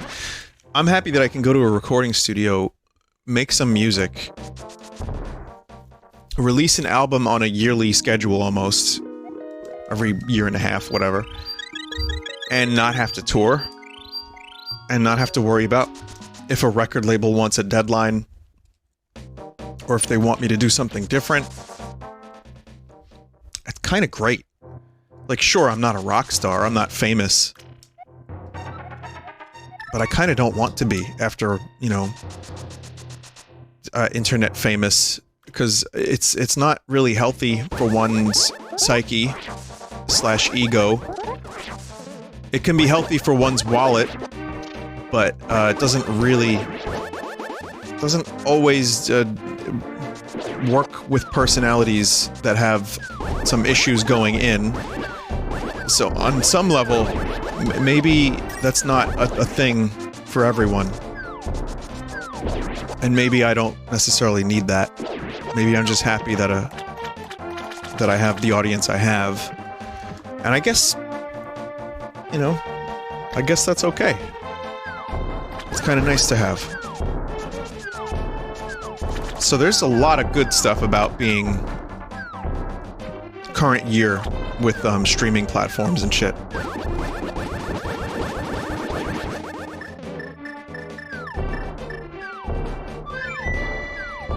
Oop.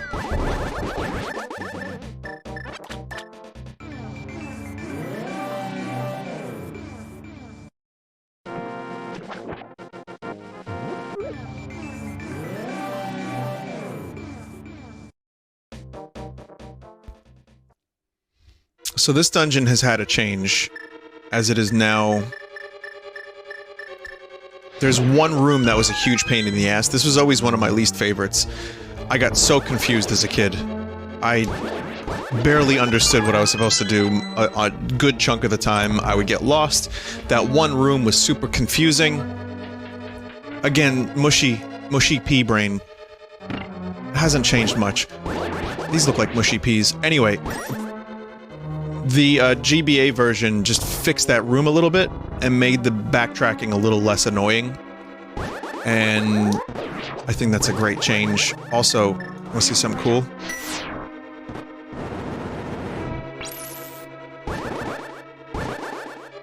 That was pretty cool.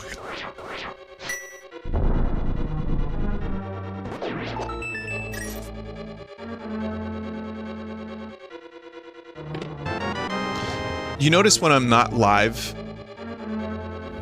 my conversation veers towards slightly more sincere, as opposed to, yeah, cock! Which, I can be sincere live, and I can also be, yeah, cock, when I'm not live. I just think it skews a little bit more towards the jokey stuff when I'm live, because I know the chat is, you know, they're all there and riled up and they got way too much energy, and so do I. And it turns into, yeah, cock!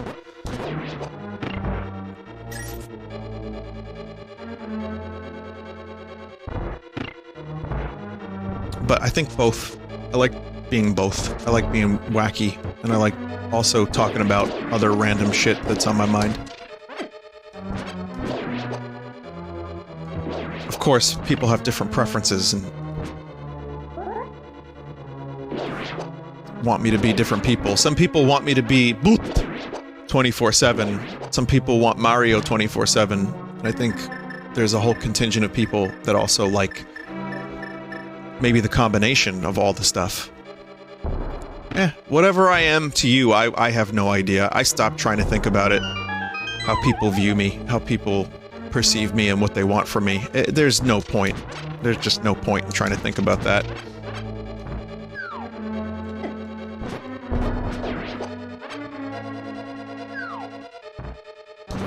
I mean, you could, but then really, you gotta think about you.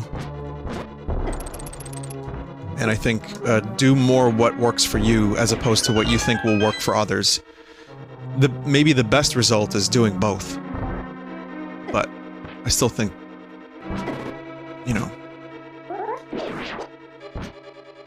finding a healthy balance that works for you and doesn't make you miserable is important. So sometimes you will get, suck this cock clean! And sometimes you'll get, listen, life can be difficult. And that's why I am sponsored by dollarcockclub.com.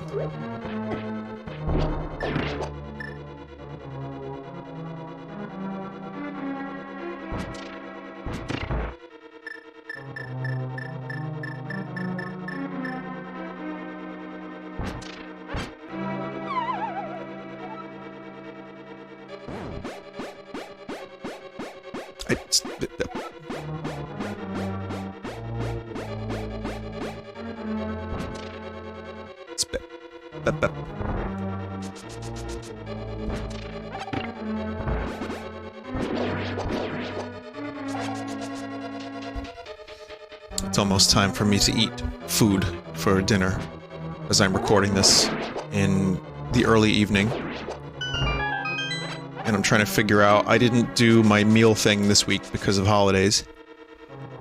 So now I have to figure out, nor did I buy any groceries. Which I think I probably should do. Oh, it's this moment. The famous moment. You might want to, look up the clip on my channel of the animation of me trying to go in there, if you're unfamiliar with it. I don't even know how you could find that. Wow, that sucked. I wasn't even beeping. God damn, how much damage did that thing do?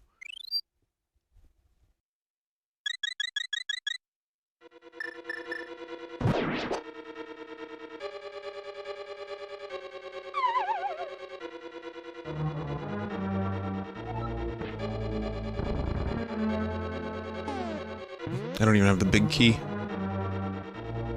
Yeah, this room was slightly modified.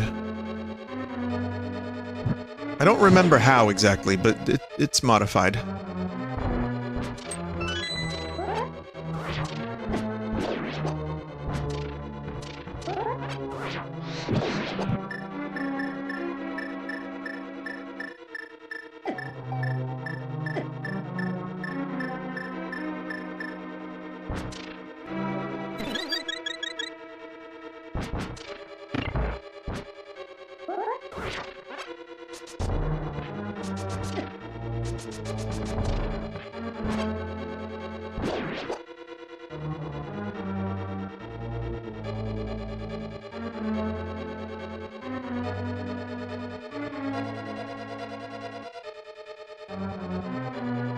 It sucks that fast food is just, like, mostly trash for you.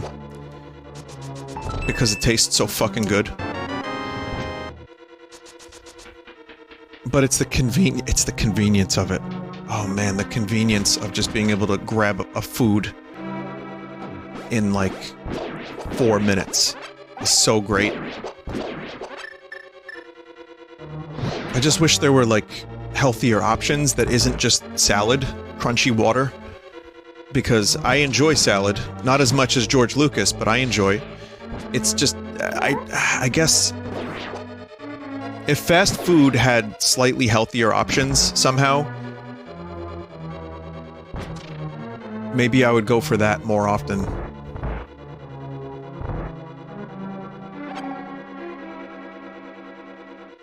It's like, yeah, I don't really feel like cooking, don't feel like going to a restaurant, don't feel like waiting. But yet, the only option is big, greasy fatberg. And man, does it taste good, but fuck, man, I don't want to feel like shit after eating the fatberg. Uh-oh. Oh, man.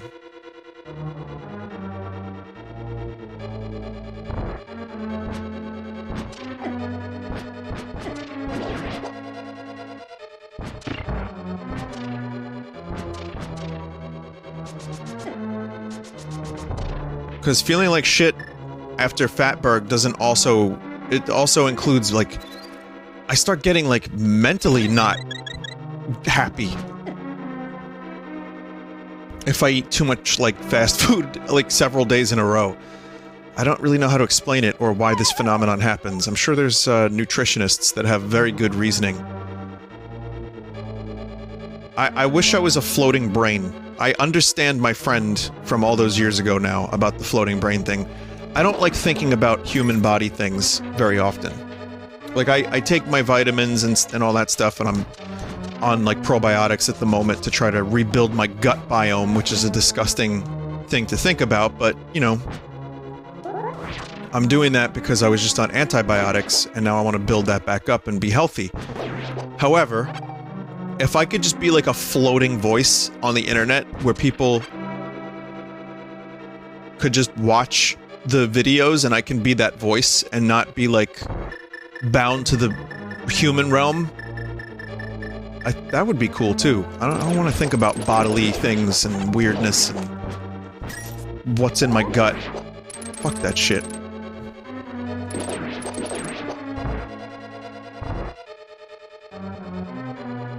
I just want to create galaxies and music and play video games. I think the create galaxies part is probably the most reasonable of all the requests. And I want to know about ancient aliens. If they're real, just let me know. I don't trust the guy with the bird hair. I don't know if he believes in the shit he's saying sometimes himself.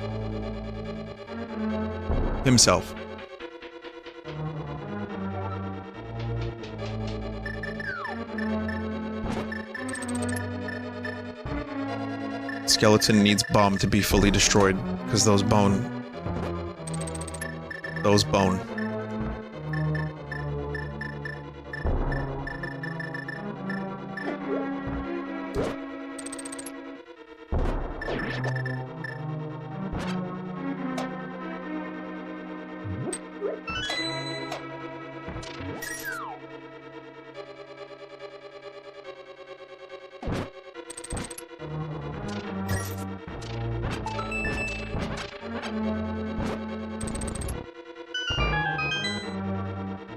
I don't even need to kill that skeleton.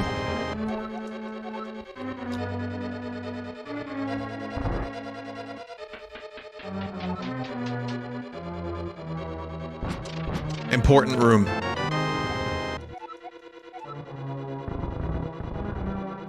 Even the little, like, rooms like that, like, just the layout, I'm like, alright, that's important. Why is that important?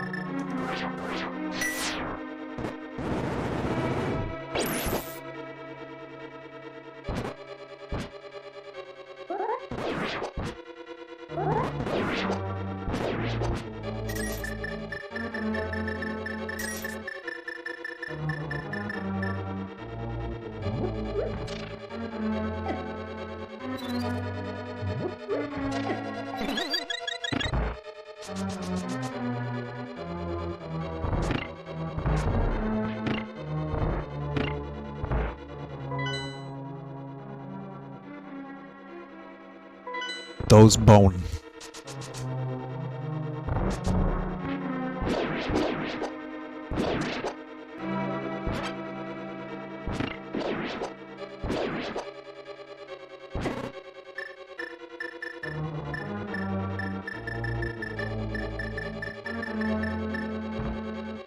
Did you ever just randomly smell garlic and it wasn't you?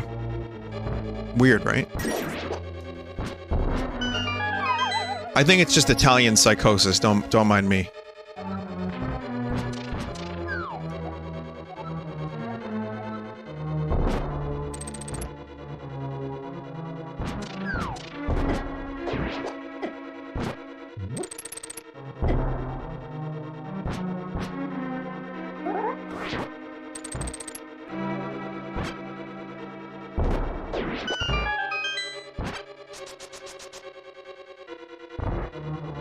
Wait, do I really have to go all the way this way?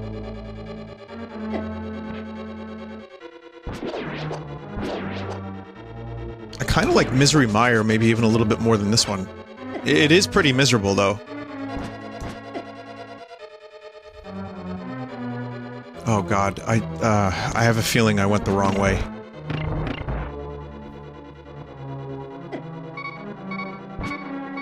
Or went a very roundabout way.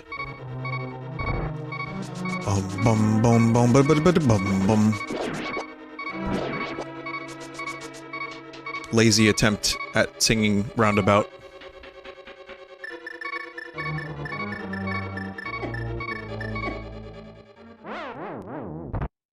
You know, this real-time weapon change, while an amazing innovation that should have been copyrighted, of course. If I had just paused the game and switched, or just fought them with my sword, that would have been one less death.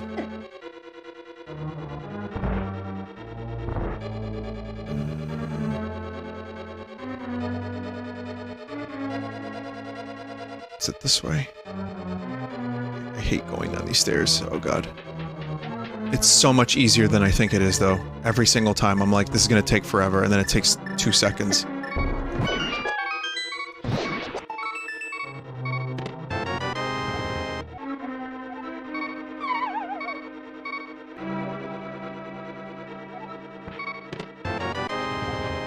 Yes. New look, new Link. I like the autumn colors on Link.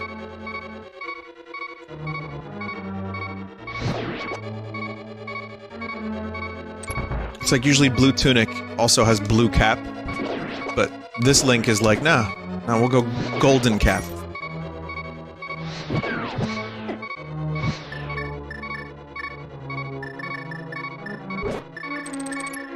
Why do these skeletons have green swords?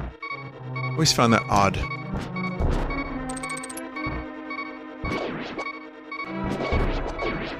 I'm fine with Link's cap being gold, or, like, yellowish, but I draw the line at green swords, sorry.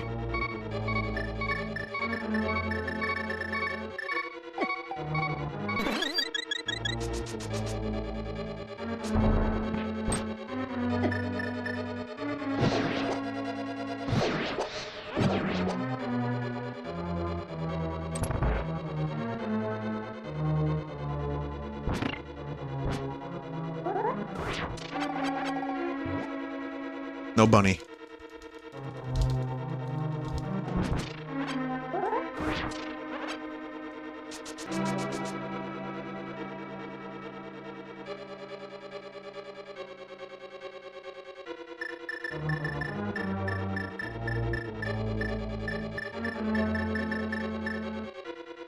Am I really out of fairies already? Wow.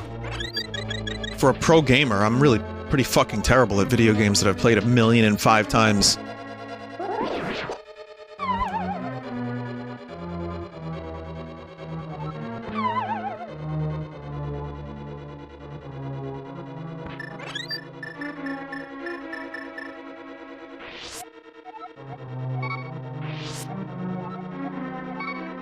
There we go.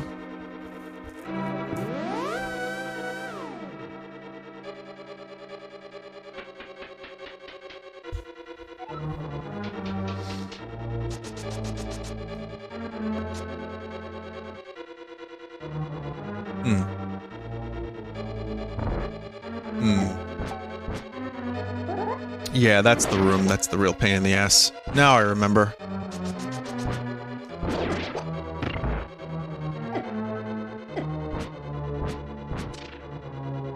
Yeah.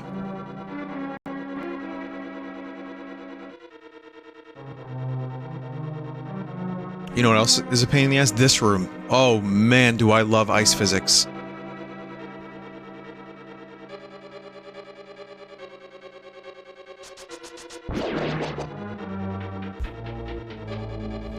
Going upstairs? I don't think upstairs is bad. Why are we going upstairs?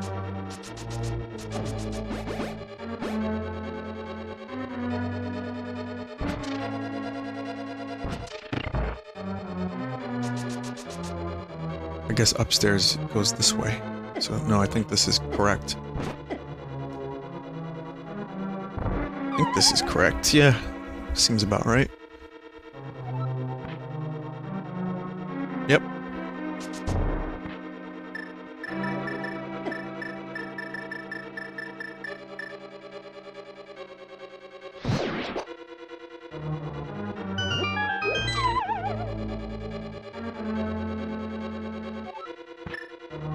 Look at these things' faces. God damn, those are some faces.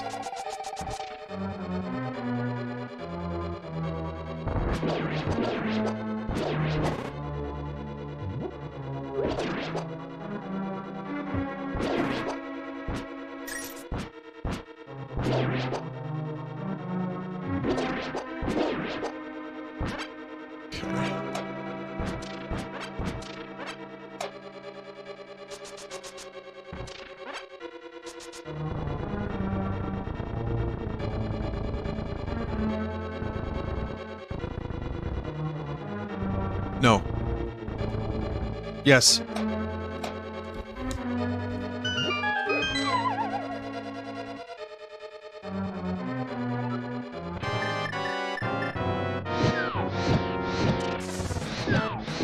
Must have magic before entering. Oh wait.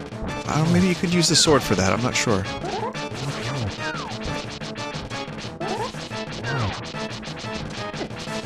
It seems like you would need the magic rod, but what if you don't have magic? Do you just soft lock?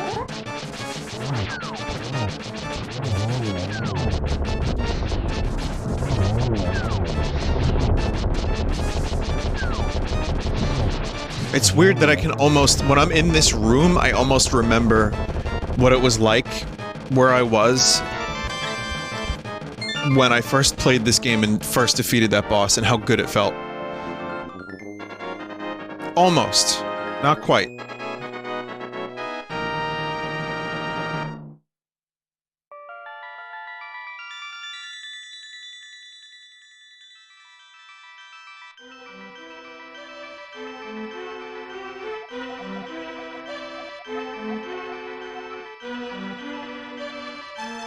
Link, because of you, I can escape from the clutches of the evil monsters. They say the Hylian people are controlled...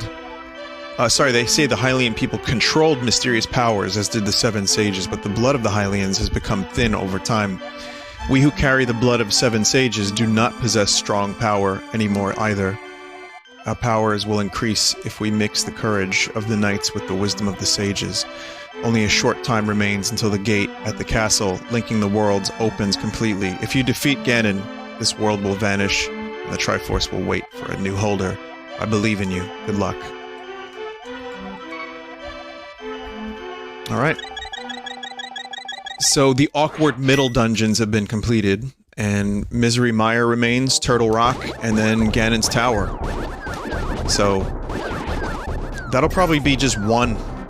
I would think I did 3 hours on the first video, or stream, 2 hours here, and then maybe like a 2.5 hour or so. Probably more than that. Probably, it would be about 3 if I did another one all the way through. If I don't... Well, it depends on if I do all the extra shit.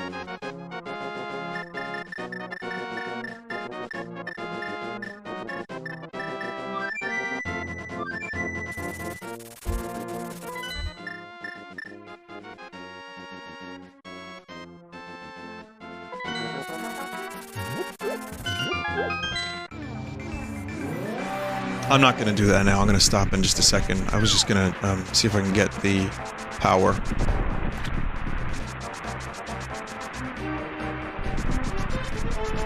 I think you can get Bombos here.